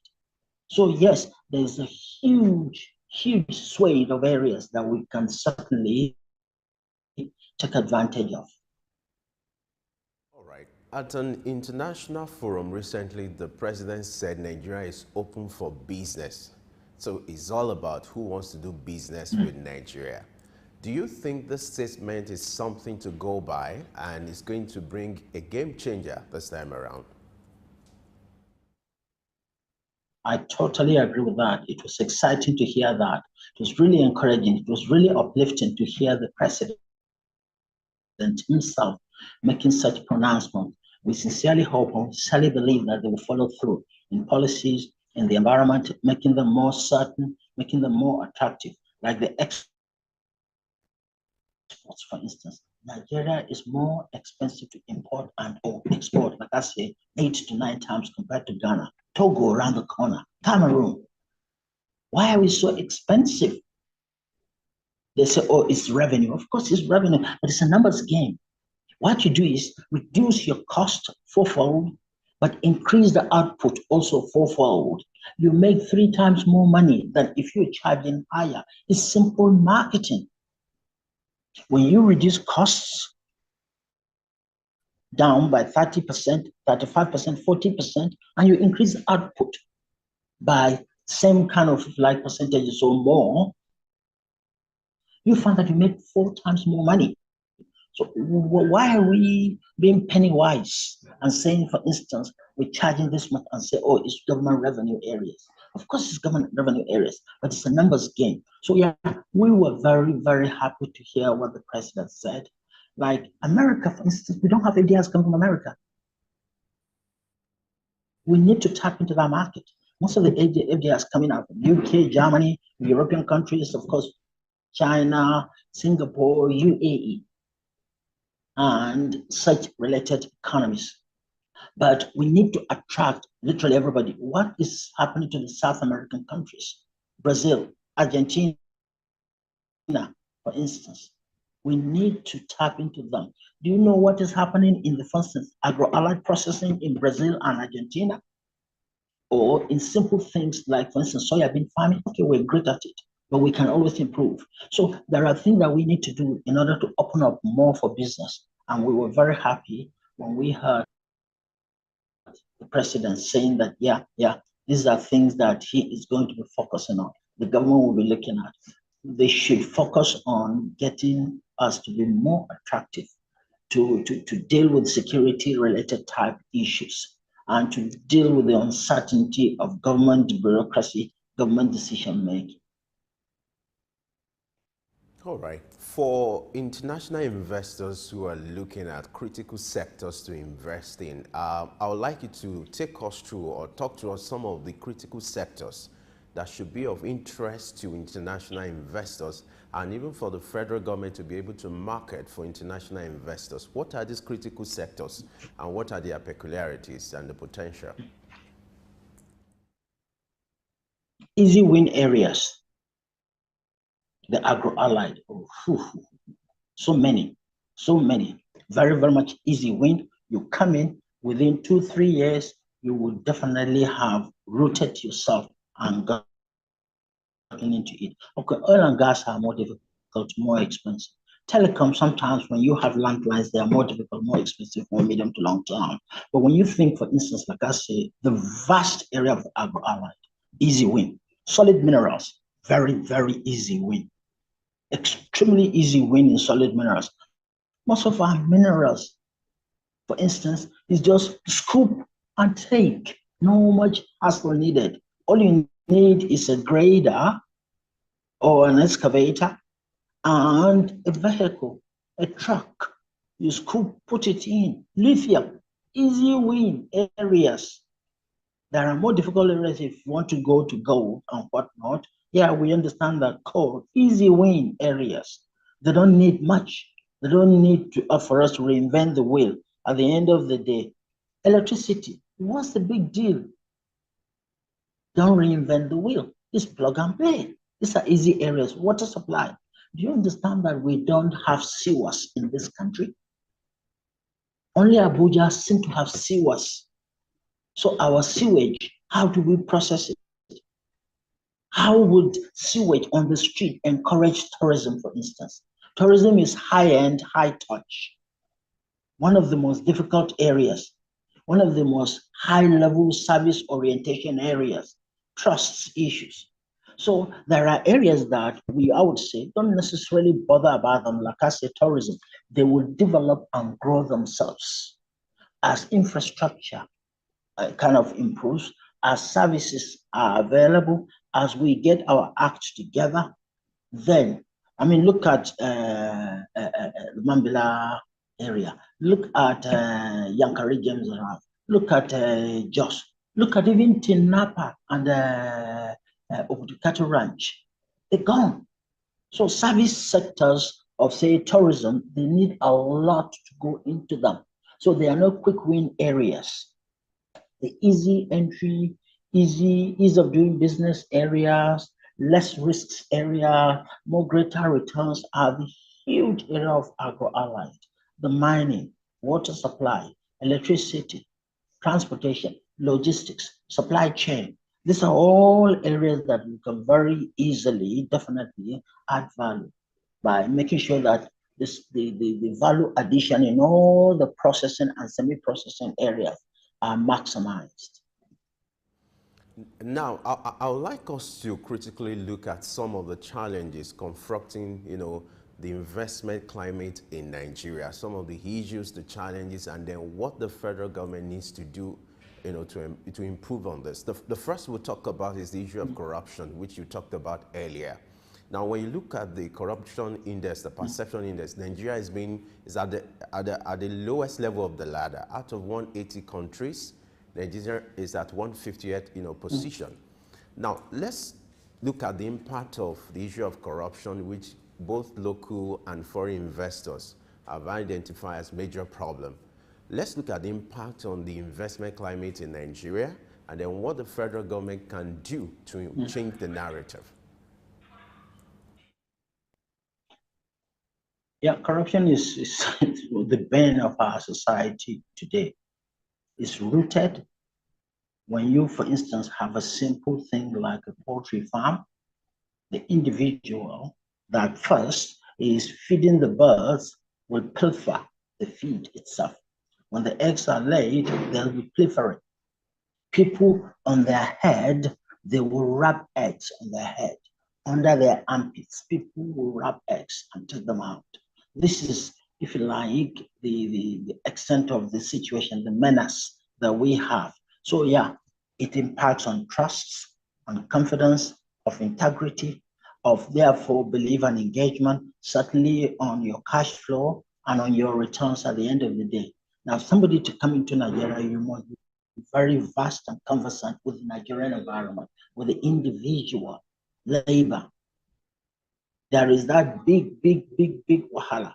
Now, what government could do, and normally such things are leadership-led, is from top to bottom, not from bottom-up type approach.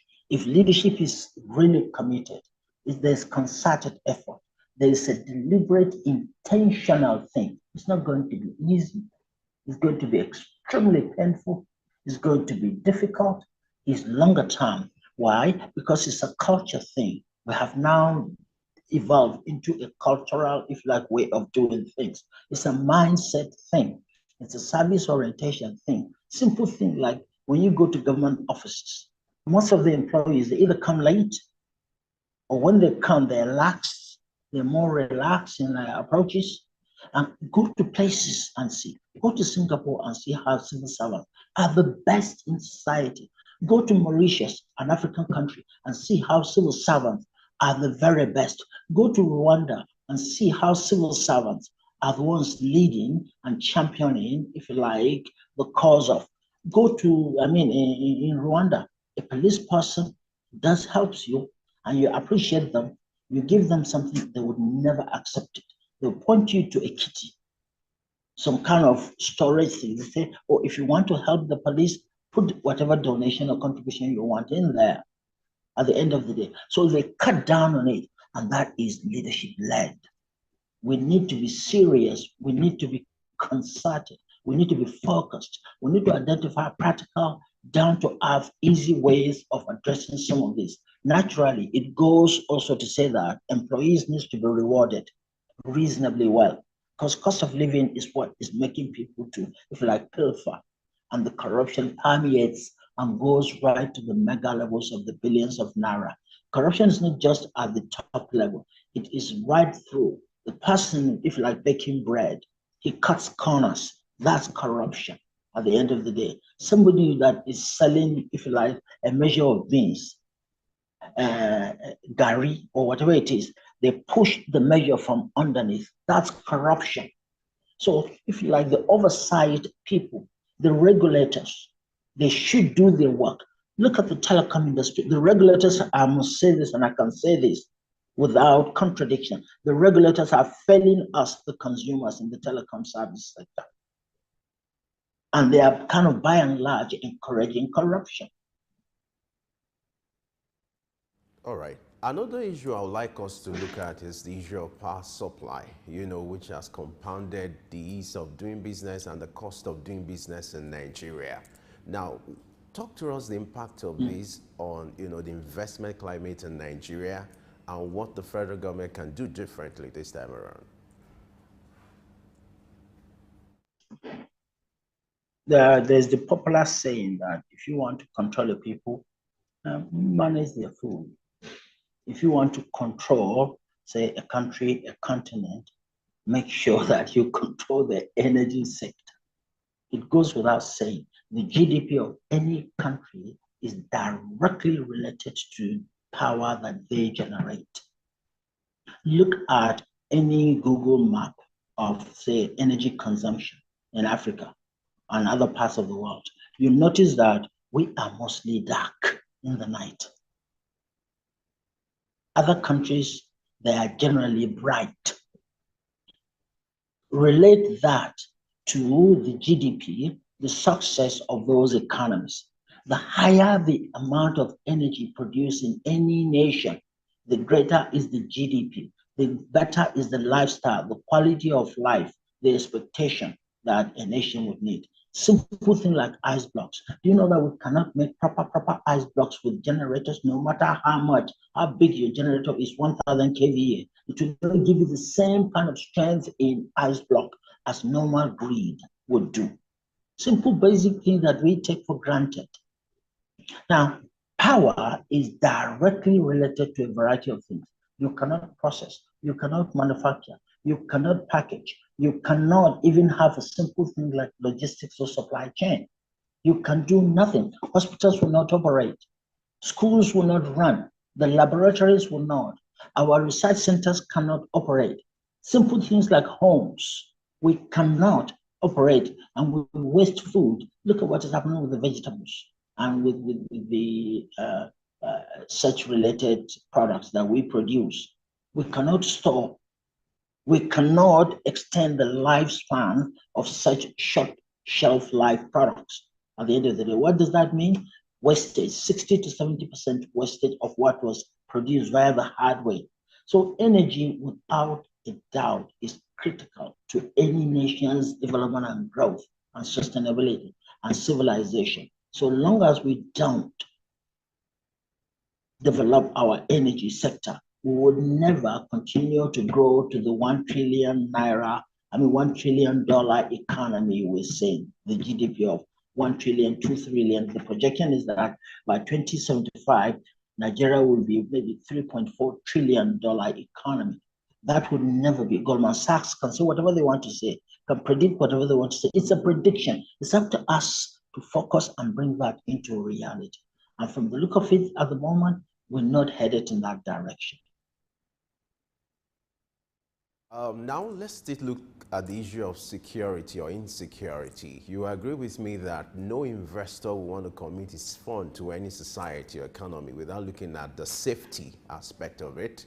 Now, looking at the security challenges in Nigeria, how will that impact the investment climate? And what do you think the federal government needs to do differently now to assure investors their investment are in good hands? It impacts in terms of fear, in terms of discouragement, in terms of uncertainty, in terms of health and safety, big areas. Look at this brand new plant that was set up in Kebbi. the tomato puree plant. We mentioned that in the past. How much? $40 million. But it's closed. Why? Security concerns. One of the biggest.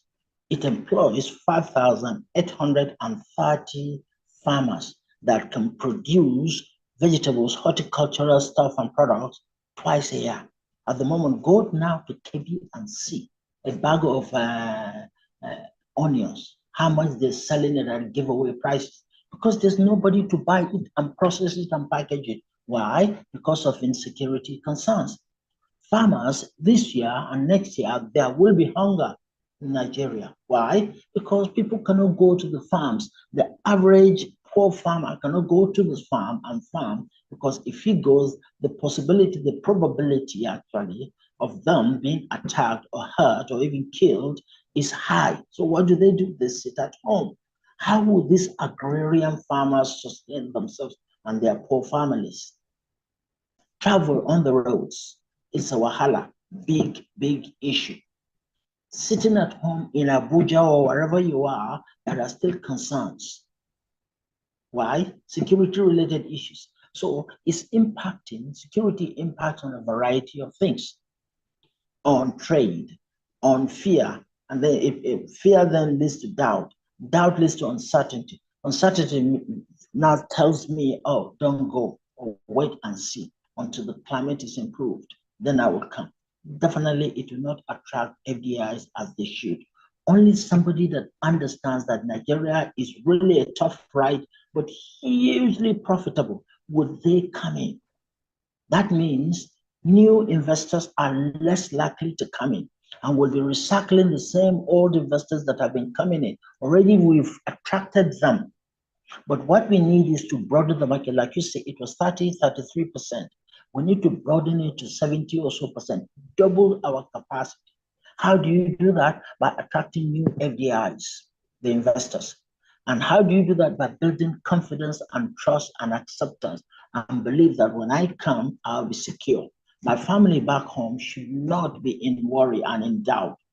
I know of many that their daughters, their sons are saying you must be stupid to go into Nigeria, no matter the amount of money you're likely going to be making. It is not worth it. Stay here. Why? Because of security concerns. So we need to improve some of those things, those areas of security, in a concerted way, in an intentional way, in a forceful manner. No, if you like, patronage of anything. There's no any say, oh, I'm a Muslim, I'm a Christian, I'm a Northerner, I'm a Southerner, I'm an Easterner, I'm a Westerner. No. Robustly address the issue of security wherever it emerges. All right, let's look at states in Nigeria that should be of interest to both local and international investors. According to statistics released by NBS on the destination of investment, Lagos is on top of the ladder, with over $600 million, followed by Abuja. Right. I would like you to talk to us about the peculiarities about these states, Lagos and Abuja, and why that should be of interest to a local investor or an international investor. Lagos is an easily understandable situation. The market in Lagos is equivalent to 5 states put together. So there's the market, the vibrant nature, the energy, the infrastructure. Do you see the growth in Lagos? It's amazing. The energy sector. Look at tourism. Tourism is thriving in Lagos. The new young people come with energy. Of course, it's a huge effort, but they've been building the beaches, and Lagos is attractive. So Lagos has this peculiarity in a variety of ways. You really want to succeed, Lagos is one key core area that you have to venture into if you wish to, depending, of course, on the area of service. Now, Abuja, I'm not sure about Abuja, honestly. Abuja is basically, if you like, a civil servant town. There are no industries in Abuja. There are no factories in Abuja. There are no, in my own opinion, no any value addition. It's a state capital, it's an administrative seat. It should be that. If you say Nasarawa with the vast land, Nasarawa, which is neighboring to Abuja, Nasarawa with things like their solid minerals, Kogi, Kaduna State, and other neighboring states with a vast land, vast opportunity, solid minerals, and people ready, willing, and able, but hungry and maybe not having the right opportunity. Opportunities are open because of what? Things like electricity, transportation, water supply, and logistics, security. Now, if these can be, if you like, improved around Abuja, then, because Abuja, no disrespect to, I love Abuja, it's a great town to be in. But if I ask you, what is in Abuja? If I ask the average Nigerian, what is in Abuja? Think of, say, London, think of, say, Tokyo, think of, say, New York, think of, say, even Rio de Janeiro, think of, say, Bonn, think of, say, Adelaide, Canberra in Australia, or other cities, Paris. They're noted for something. What is Abuja noted for, sir? It's difficult to see, if you like, the value addition other than government patronage, where people come, quote and unquote, and hustle one way or another, either at the very high level or even at the low level, providing services to people that are living in Abuja. To be honest, I'm not particularly excited about Abuja. No, Lagos, who is excited. The fundamentals might even be more right for Port Harcourt than Abuja. Apart from government, if you like, injection of funding in Abuja, there's no any, if you like, private sector funding, and government cannot continue to sustain pouring in money into Abuja. It's not a bottomless pit. There's a limit to what they can do. So we need to encourage the private sector to come. We need to encourage some kind of industry. We need to have a name for Abuja and say that Abuja is known for a particular thing, or at least the neighboring, if you like, states, that they would be able to be, if you like, encouraged and build up into complementing and supplementing Abuja, other than it being an administrative seat and a civil servant town. All right, still talking about this statistic released by NBS for 2022. Unfortunately, why states like Lagos, Abuja are getting the attraction for investors, you understand? States like Ogun State, Rivers State, and like 24 other states were being shunned by foreign investors. What do you think the governors of this state should do differently, or what are the lessons? Because the essence of this statistics is to provide room for planning and lessons for investment. What should they do differently to ensure that they improve the investment climates in those states?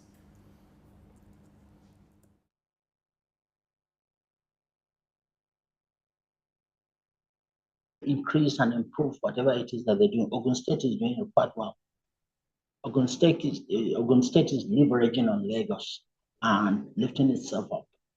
Neighboring states of, say, like I said, Abuja, what they should do is to look at what they have, their core area in which they can add value, and try to maximize on that. Nasarawa, Dr. Nasarawa as an sorry example. To butt in.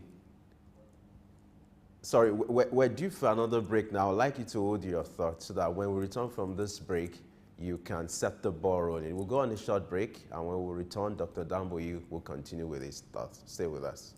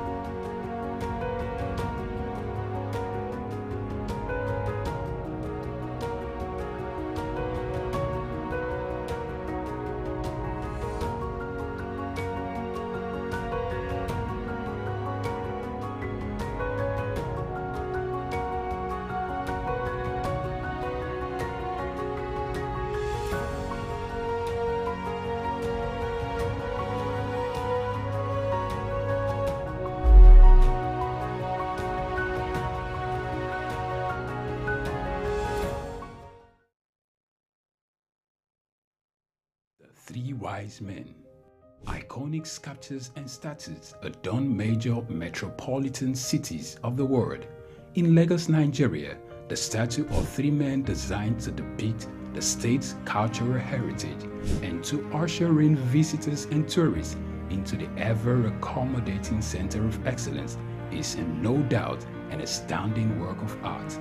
Originally built under the administration of Colonel Raji Rasaki, designed by Bodu Shodende in 1991 and standing over 12 feet high, referred to as Agba Meta or Aro Meta, the three sculptured chiefs were placed along the Lagos-Ibadan toll gate to welcome people coming into Lagos State. The statue called the Three Wise Men by many has become a major signature for the state. Three white-capped chiefs clad in white wrappers, knotted across their shoulders and with clenched right fists are shown in the artwork.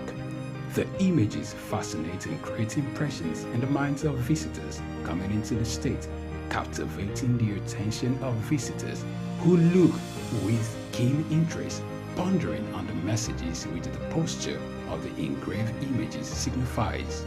The Three Wise Men has been relocated thrice from its original position at Ojodu Berger end of Lagos-Ibadan Expressway to Magodo area before its final relocation to its present site at Olowopopo Drive.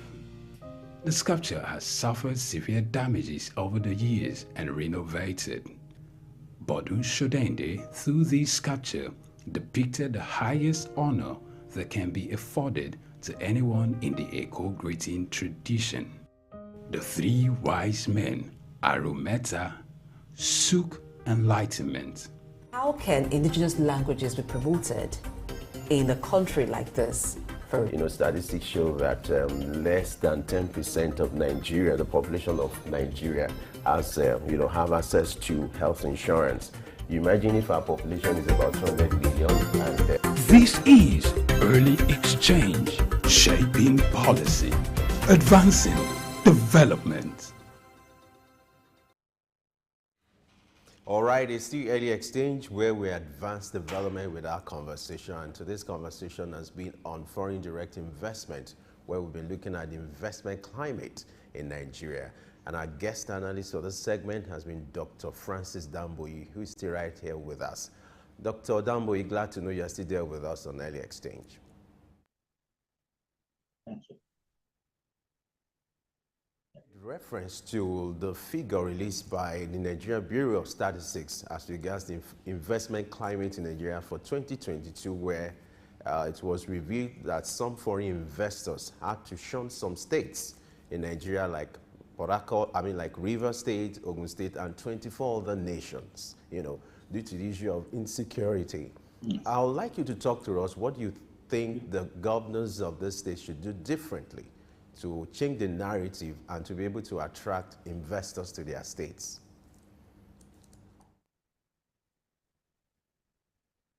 Very difficult area, security. And interestingly, like you rightly picked up, 24 states are impacted. Terrible, terrible situation. It will definitely impact on the national GDP by reducing, if you like, engagement and involvement and participation by foreign direct investments. Now, some of the things that the governments can do as the chief security officer of the state, the governors, remember our governors are executive governors. They have responsibility to ensure that, first and foremost, they are impartial. They don't take sides. Politics is taken out of that situation. And if you take politics out of the situation, you objectively look at the issues and the implications. You do a simple basic evaluation and see what are the pros, what are the cons, what are the value additions, and what are the deductions in a particular situation, and you try and address it in a very clear, very robust way. Now, one thing you can do is to engage the communities, involve the communities, and communicate with the communities. Government cannot on their own. Of course, there are forces that would come in, but you have to engage, involve, consult and talk with local communities so that you have, if you like, a holistic approach, an Ubuntu type situation whereby as you are, so am I. What impacts on me impacts on you. What impacts on you impacts on me. So government should continue to robustly do that. No patronage. No saying, oh, you belong to this, so you're doing something wrong, and we'll patronize you and say, in the interest of diplomacy or whatever, we allow a wrong to persist. We have to be very firm, very clear, very intentional if we wish to address the issue of security in our nation. Engaging, involving, consulting, talking to local communities, involving local communities and local traditions. That's one area. Another area is to continue to be, if like, innovative and creative. Young people today in Nigeria constitute 65%, and I'm being very, very conservative. From the age of 35 downwards, they are about 72% of the Nigerian population. These are people that are tech savvy. These are people that are absolutely brilliant, out of this world good. No, I mean, we're not patronizing ourselves if we say that we're one of the high-end, technologically advanced countries amongst our people. Our young men, they can come up with drones. We can encourage them to come up with drones as security, if you like, details. In a variety of ways. They can come up with CCTVs and how to monitor them. They can come up with servers. They can come up with things that are, if you like, technologically oriented, and by so doing, we engage them, we involve them, we provide some kind of means of livelihood and some pride. What is it that is in a people? It's pride. Pride in whatever it is that we have. Pride in what it is that we are doing, we're engaging in. Look at your advert that you just showed. The three wise men, those sculptured things. Who would see those statues and will not feel the hair on your body rising? It's part of the pride of our culture, of who we are, of what we are. And what we need is to bring back that pride. When we bring back that pride in our people, what you're saying is you're bringing in a source of a way, a means of fulfillment. People will be engaged, involved, and there will be less criminality. There will be less engagement in, if you like, insecurity-related type activities. And that's all that is driving insecurity. People are in need. Okay, well, one is not excusing the fact that somebody is, if you like, dishonest and is a cheat or crook or decides to go left instead of staying center or even going right. No, we're not excusing insecurity perpetrators. No, what we're saying is we need to engage the people, provide some kind of employment. Look at the simple win areas of agriculture. Young people today see money spending, money making areas in agriculture. All they need is to have the climate, the environment, for government to adapt, for government to be innovative, for government to be creative. Not doing business as so they do. Gone are those days. We need to have a different mindset. Encourage, if like, the private sector, not just keep depending on government. Government is producing and pumping in money, but government doesn't even follow up with proper oversight and make sure that what it is intended is implemented. We are not even effective, let alone trying to be efficient. So another aspect is for government to aim at being efficient, i.e., do what you say you are going to do it in the cheapest, easiest, fastest, and better way at the end of the day. So we need to have a total rethink. Our leaders, no disrespect, have failed us. Whether they are competent or not is another issue, is another matter. But I would say they can get competent individuals. You don't have to have a degree to be a good leader, a great leader. The greatest leaders on earth are not educated in the formal sense, but they have wisdom, they have insight, they have foresight, they have love for their people and the land, our land. We need to, if you like, bring that back again. That's great. In recent times, President Tinubu has been engaging in international tours, traveling to seek international collaborations with the motive of, improving the FDI for Nigeria. The latest of the trip is the trip to Saudi Arabia.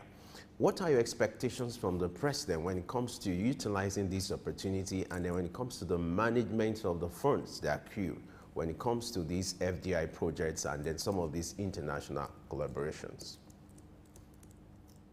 It's great that I think when you see what the president is doing, and I'm not a political person, it's great that he's covering as far and as wide, engaging and involving everybody.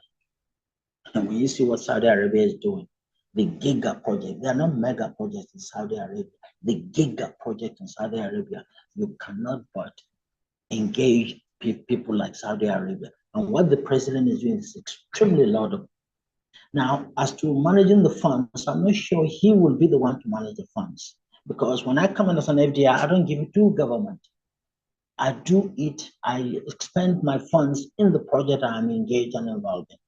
But what I need as an FDI is the conducive environment, the ease of entry, like we say, and the ease of doing business, the trust factor, and such related things, security. So once I come in, the president's role is to create that climate, that conducive environment, him and his team and everybody that is in the government, create the conducive environment that me as a foreign director, when I come in, CCI is there, I will be able to import my capital. And when the time comes, I'll be able to export my capital. And if I want to import some material, equipment, and such things, I'll be able to. Not the cost of importation is $35,000 per 100 ton in Nigeria, when it's $4,000 in Ghana. Why would somebody come here? Why would a car or a tire manufacturing company come into Nigeria? Why would a battery Exide, for instance, come into Nigeria when they can go to Ghana, produce at far less, and sell to the same market? Remember, it's an ECOWAS market, it's a free market. So why should I come to Nigeria? You say that Nigeria is a huge market, yeah, but I can come into Nigeria without having the hassle of Nigeria. So the president and his team, they have to look at ways of ease of entry, ease of doing business in Nigeria, certainty in government policies. That's his role. He will not be able to manage the funding, the funds that come in. When the funds come in, of course, the central bank, it will aid the central bank, because when I come with my CCI of say $50 million, $100 million, I get it at the official rate. So it is within the system, therefore, but when I'm leaving, I need to be able to take it out when the time comes 3 years, 4 years, 5 years down the line. Not the kind of situation we have with the airlines, for example. But we need to build confidence. So the president, the central bank, and other teams, they would need to encourage, if you like, ease of entry into Nigeria, ease of doing business in Nigeria, certainty in policies and whatnot. All right, Dr. Francis Damboyi, we must appreciate you for your thoughts on, the investment climate in Nigeria. You've done an overview of the investment climate in Nigeria and what the federal government needs to do differently this time around. We must thank you for sharing your thoughts with us on Early Exchange. Thank you for being with us. Pleasure. Thank you. All right, that's the Early Exchange. Let's go on a short break, and another expert will be here to talk about the investment climate in Nigeria. Stay with us.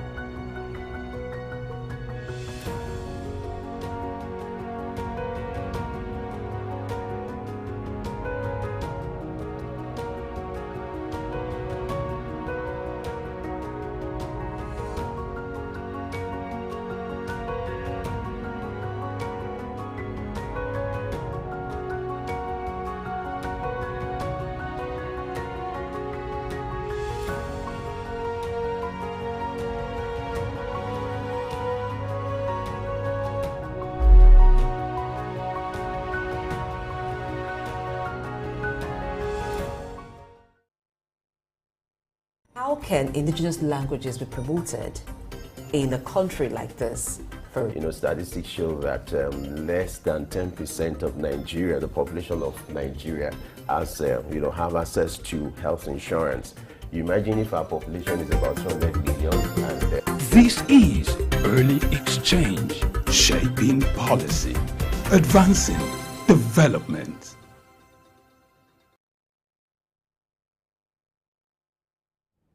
All right, our job is to advance development, and that's exactly what we are doing on Early Exchange, to look at the investment climate in Nigeria. This time around, we want to look at the foreign portfolio investment in Nigeria. We want to look at the significance and the impact on economic growth and development. What is it presently globally, and what is obtainable when it comes to the African continent? To shed more light on this, we're being joined by Dr. Tokunbo Alaga Olorundami, who is a business development consultant. Dr. Tokunbo, glad to have you join us on Early Exchange this morning. Thank you for having me. Good morning. I must commend your name, sounds good, and shows you're a powerful man. Thank you. All right. I would like you to provide a background for our viewers, for them to understand what, FPI is all about, foreign portfolio investment, for them to understand what it's all about. So I would like you to provide, a concept as regards FPI and then the significance to economic growth and development. Okay, thank you very much. I'd like to start by saying FDI and FPI, they're really not so much different. They are foreign investments coming into a space. What makes it a bit different with foreign portfolio investment is more like you're investing in the market and not going to open a shop, for example, in Alaba and start selling. You're buying shares, for example, First Bank shares or Dangote shares or GT Bank shares, and you are not, as it were, a Nigerian, or you don't live in Nigeria, you live outside Nigeria, and you're bringing in, your money, which is a foreign currency, into the Nigeria economy. So the good thing with this kind of investment is that it kind of provides a buffer for Forex within the economy and also engineers growth, within the economy, if properly managed and channeled to, development options and the expansion plans that these portfolio managers have in relation to the contextual issues in a particular country, in this instance, Nigeria. So issues of security, climate change, issues of unemployment, especially, getting the young, youthful energy of the country channeled properly. So if someone comes and invests 100 million, we want to see how we can channel that properly to ensure that it leads to growth and expansion, and more hands can be taken on board to then, get people working, get the economy running effectively. So a portfolio is mainly an investment in stocks and the trade market and stock exchange market from outside the shores of a country. All right. According to statistics released by Nigeria Bureau of Statistics for the first quarter of this year, the flow of portfolio investment into Nigeria declined by 83%. I would like you to talk to us. What are the critical events that shape this kind of development and results, and what can be done to ensure that we are playing, on a very better ground when it comes to portfolio investment in Nigeria? It's not shocking. It's not direct. It's not particularly alarming. I mean, it's expected. If you see in recent times, the exchange, the Naira just practically nosedived, and kept climbing and climbing until quick interventions were done. It stabilized a bit, but it's not quite there yet. We had an election, and there were a lot of issues around it. And when there's change in power, you know that there will be change in direction, and what the new government may want to be emphasizing may not be what the last government is emphasizing. So those sort of risk assessment will be what most investors will be doing to see is this government serious? What direction are they taking?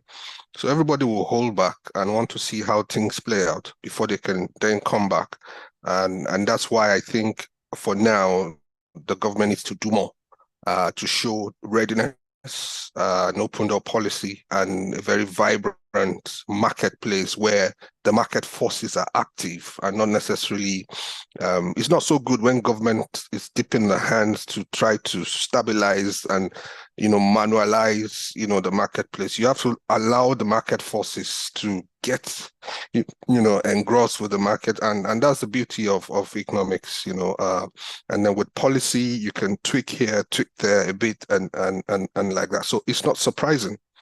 There was a change in government, and you know how our political seasons go. They become very, very,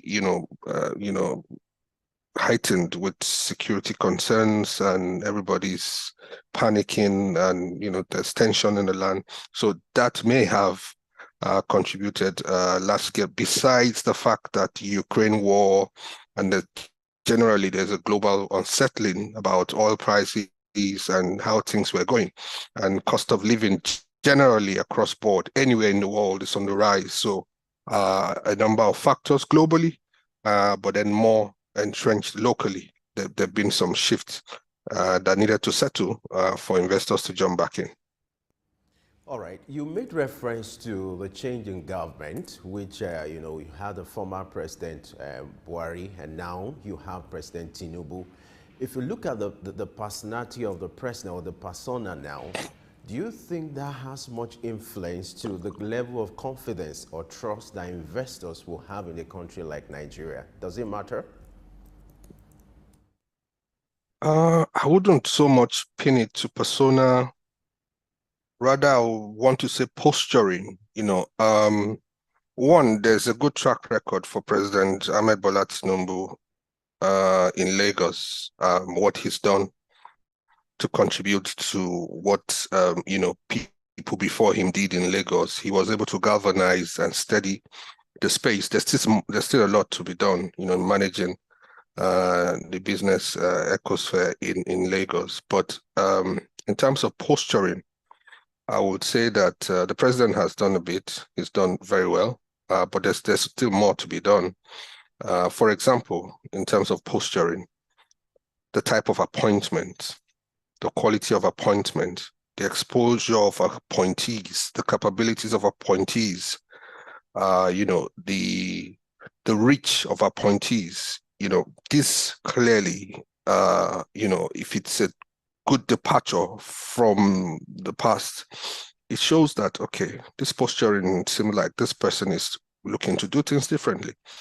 And I think so far, it's not so bad with the president. He's doing, the right thing to see that people are positioned correctly and they are able to do the job they've been positioned to do. All right, let's go back to the statistics released by NBS for the first quarter of this year. According to that statistics, in spite of the challenges, Nigeria attracted over $200 million, portfolio investment to equity market in Nigeria. Talk to us, what's so peculiar about the equity market in Nigeria and some of the characteristics that led to this development? Well, I think, you see, unlike foreign direct investment into, for example, a shop in Alaba market, portfolio investment, the risk is mainly usually based on market forces and the undulations and rise and fall of prices. Now, with that heavy inflow, it shows that the risk is minimal. And Nigeria is an attractive market. It's the biggest market in Africa. There is no single doubt about the viability of the market. It's just the forces within, the scary stories and, corruption index, economic freedom index, justice, and all of those factors that make people sometimes want to hold back. You may think that is high, but I think it is not quite high enough for Nigeria. We should be in the realms of the billions now for the size of our economy. So while it's high, I think it's because the risk is as minimal as it could be managed. Right, great. Our president doubles as the chairman of ECOWAS. What are your expectations from him, taking advantage of the influence he has now, as the chairman of ECOWAS, in impacting the economic growth for Nigeria and also attracting foreign, direct investment for Nigeria? What are your expectations from him in taking advantage of his international influence to reshape Nigeria's economy? That's a good one. ECOWAS is a marketplace to a large extent, as it is a political bloc. And for me, I would expect that President Tinubu will make moves to get an eraser and, just clean off those economic lines and borders. For an economy to thrive, there shouldn't be any border. I want to see a borderless economic, interaction within the West Africa sub-region. Why should we be, struggling to get, for example, to Niger, to Ghana, to Togo, Senegal, and within the neighboring community to do business? Why shouldn't I be able to grow my yams and take them to, somewhere in Upper Volta and sell them off if they are not having so much yield, in that kind of location? So there should be more interconnectedness and a more strengthened interaction. So I want to see the president explore, that sense of borderlessness in economic activities and interaction. And the first place to start is to remove any form of limitations and inhibitions to people moving here and there and interacting. And then for ECOWAS sub-region to kind of not envelope themselves away from the global market, but protect that region from unnecessary importation. That is going to be difficult for example, a country like Benin, where they rely mostly on importation. But then importation can sometimes become an avenue for dumping of waste from Europe, dumping of unwanted goods from Europe, and that needs to be managed properly. So I want to see President Tinubu jump in front of that and set up perhaps a committee of young-minded people to also see how we can begin to leverage on the fourth industrial revolution, positioning our sub-region for that market. I would like you to talk about some of the critical issues you think the federal government should address or should be the priorities of this government to ensure that they attract foreign portfolio investment. The president has set an agenda for the conference taking place in Saudi Arabia. What are some of the critical issues you think the president should address locally in order to be able to attract foreign portfolio investments to Nigeria? Thank you very much. That's a great question, and one that we need to carefully address, because you see, if he who wants a friend must show himself friendly. So he who wants foreign portfolio investment must show himself ready. Readiness by stamping down on corruption, readiness on ensuring there's a stability in the value of the Naira, readiness in attractive and friendly incentives for these things to happen. If you are wanting people to come, you must dress up and show up and be friendly and open. And right now, I don't think Nigeria is fully dressed for the kind of advancement you are looking at and talking about in terms of foreign portfolio investment. We need to position ourselves correctly. The way we do business is still a bit below international standards, and the way we open our doors to to visitors is also below international standards. If you travel around the world, you see how you're welcome in some countries and other countries, and it's not just Europe or South America and North America. No, I mean, even in Africa, you go to some countries, the level of help, the level of assistance, the warmness and all of that, it's not the same with Nigeria sometimes, depending on the gate you're entering from. So we need to understand that these factors contribute to the general attitude of our nationhood, and we need to adjust them.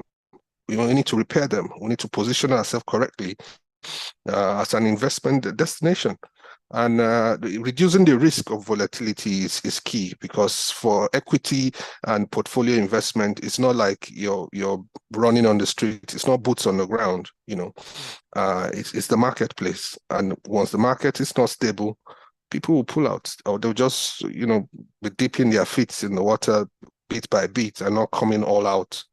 And so, if there's stability, there's a sense of justice and fairness, respect for contracts, and a minimization of some of these trends in online and cyber crimes and all of that. It could help. It could help, because it's difficult. If I ask you now that you want to do an investment in Nigeria, where should you go? Who should you speak to? Not being afraid that you're falling into the hands of one of these prince of Nigeria who want to scam you of your money. So there needs to be more tighter policy in that regard. Cybersecurity, ensuring that those who need to be online are there for a reason and they're legitimately doing what they need to be doing there and not looking to rip people off. So all of this contributes, and we need to set that right. We need to adjust the thermometer and temperature of economic volatility to ensure that they're safe enough for habitation, for businesses coming from other climes, especially in this regards for foreign portfolio investment. Oh, great. Now, this time around, I would like you to shed light on some of the risks associated with relying on FPI, as capital for source of revenue. What are the risks and the challenges that could come when, an economy relies on this kind of foreign portfolio investment for capital inflow? What could be the risk and the challenges?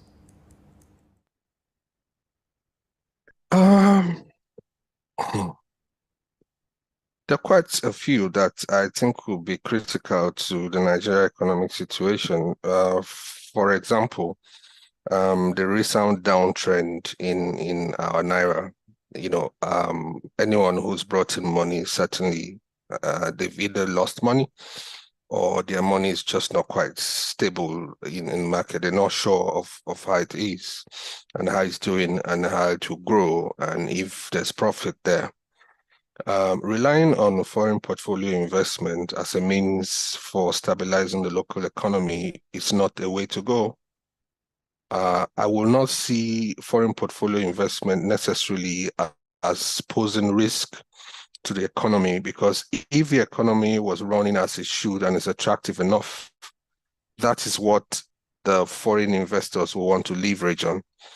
So if you're not getting it right normally, you will not get it right, internationally by trying to connect to other markets and attracting equity investors and all of that.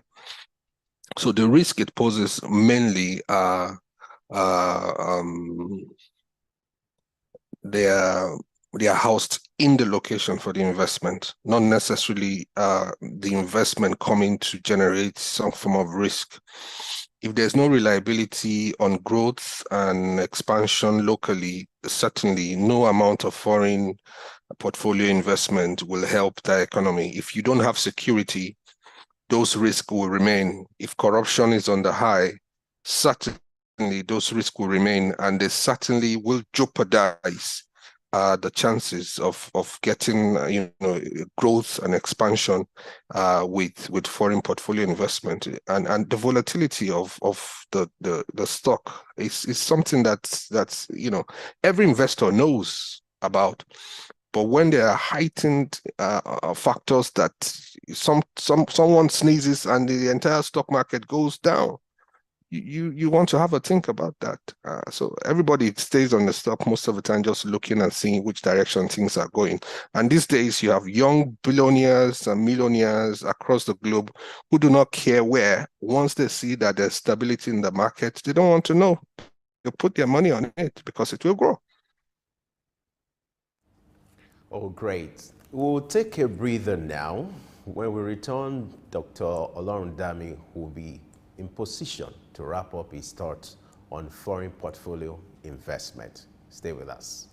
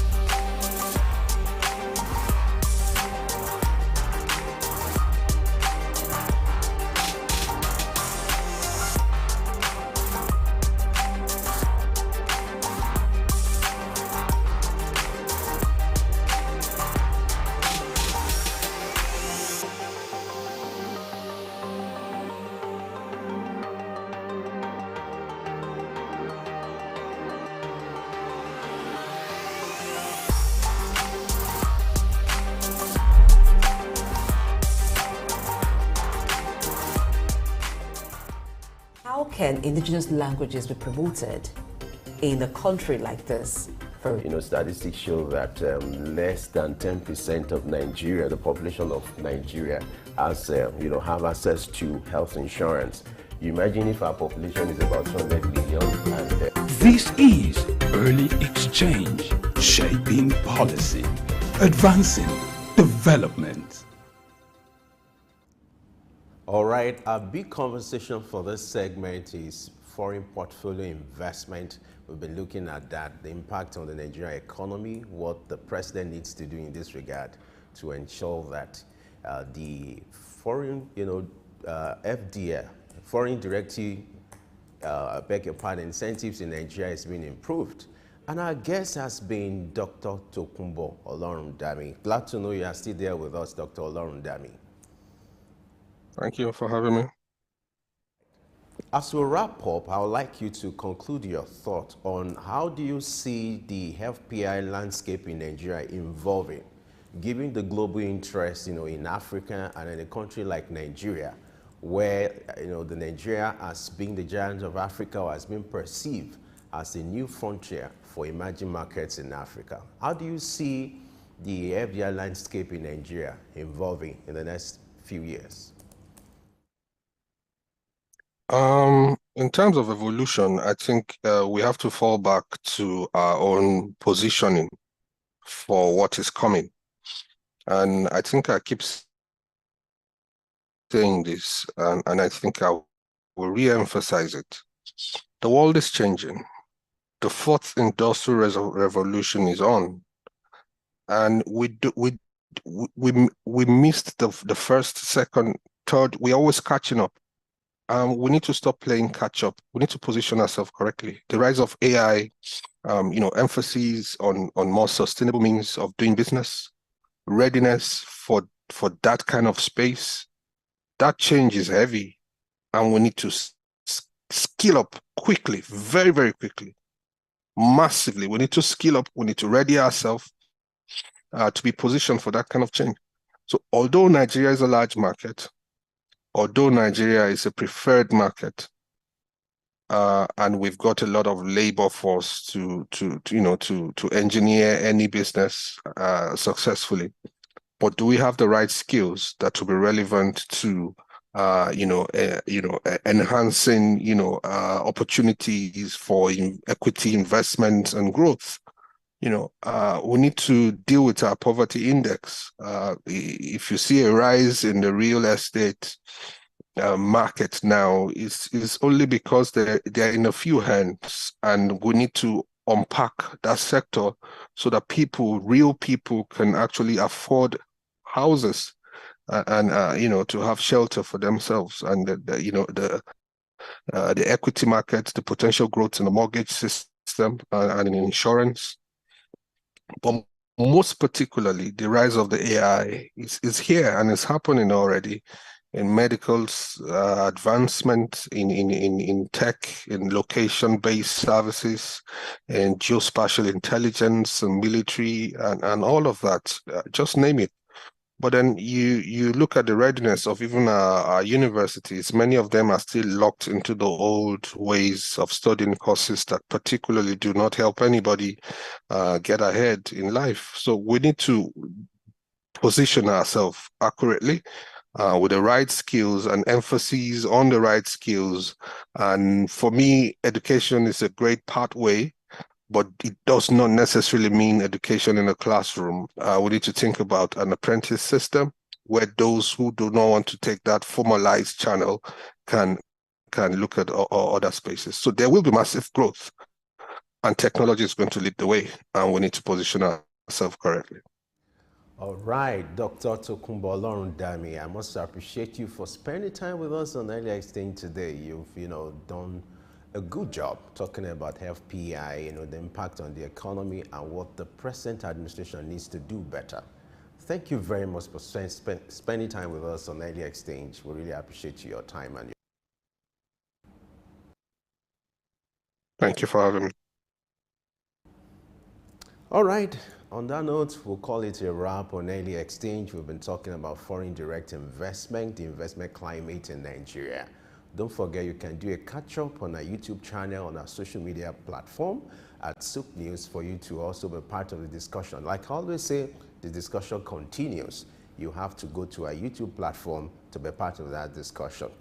It's Early Exchange. We'll return tomorrow, and I am Femi Ayodele. Bye for now.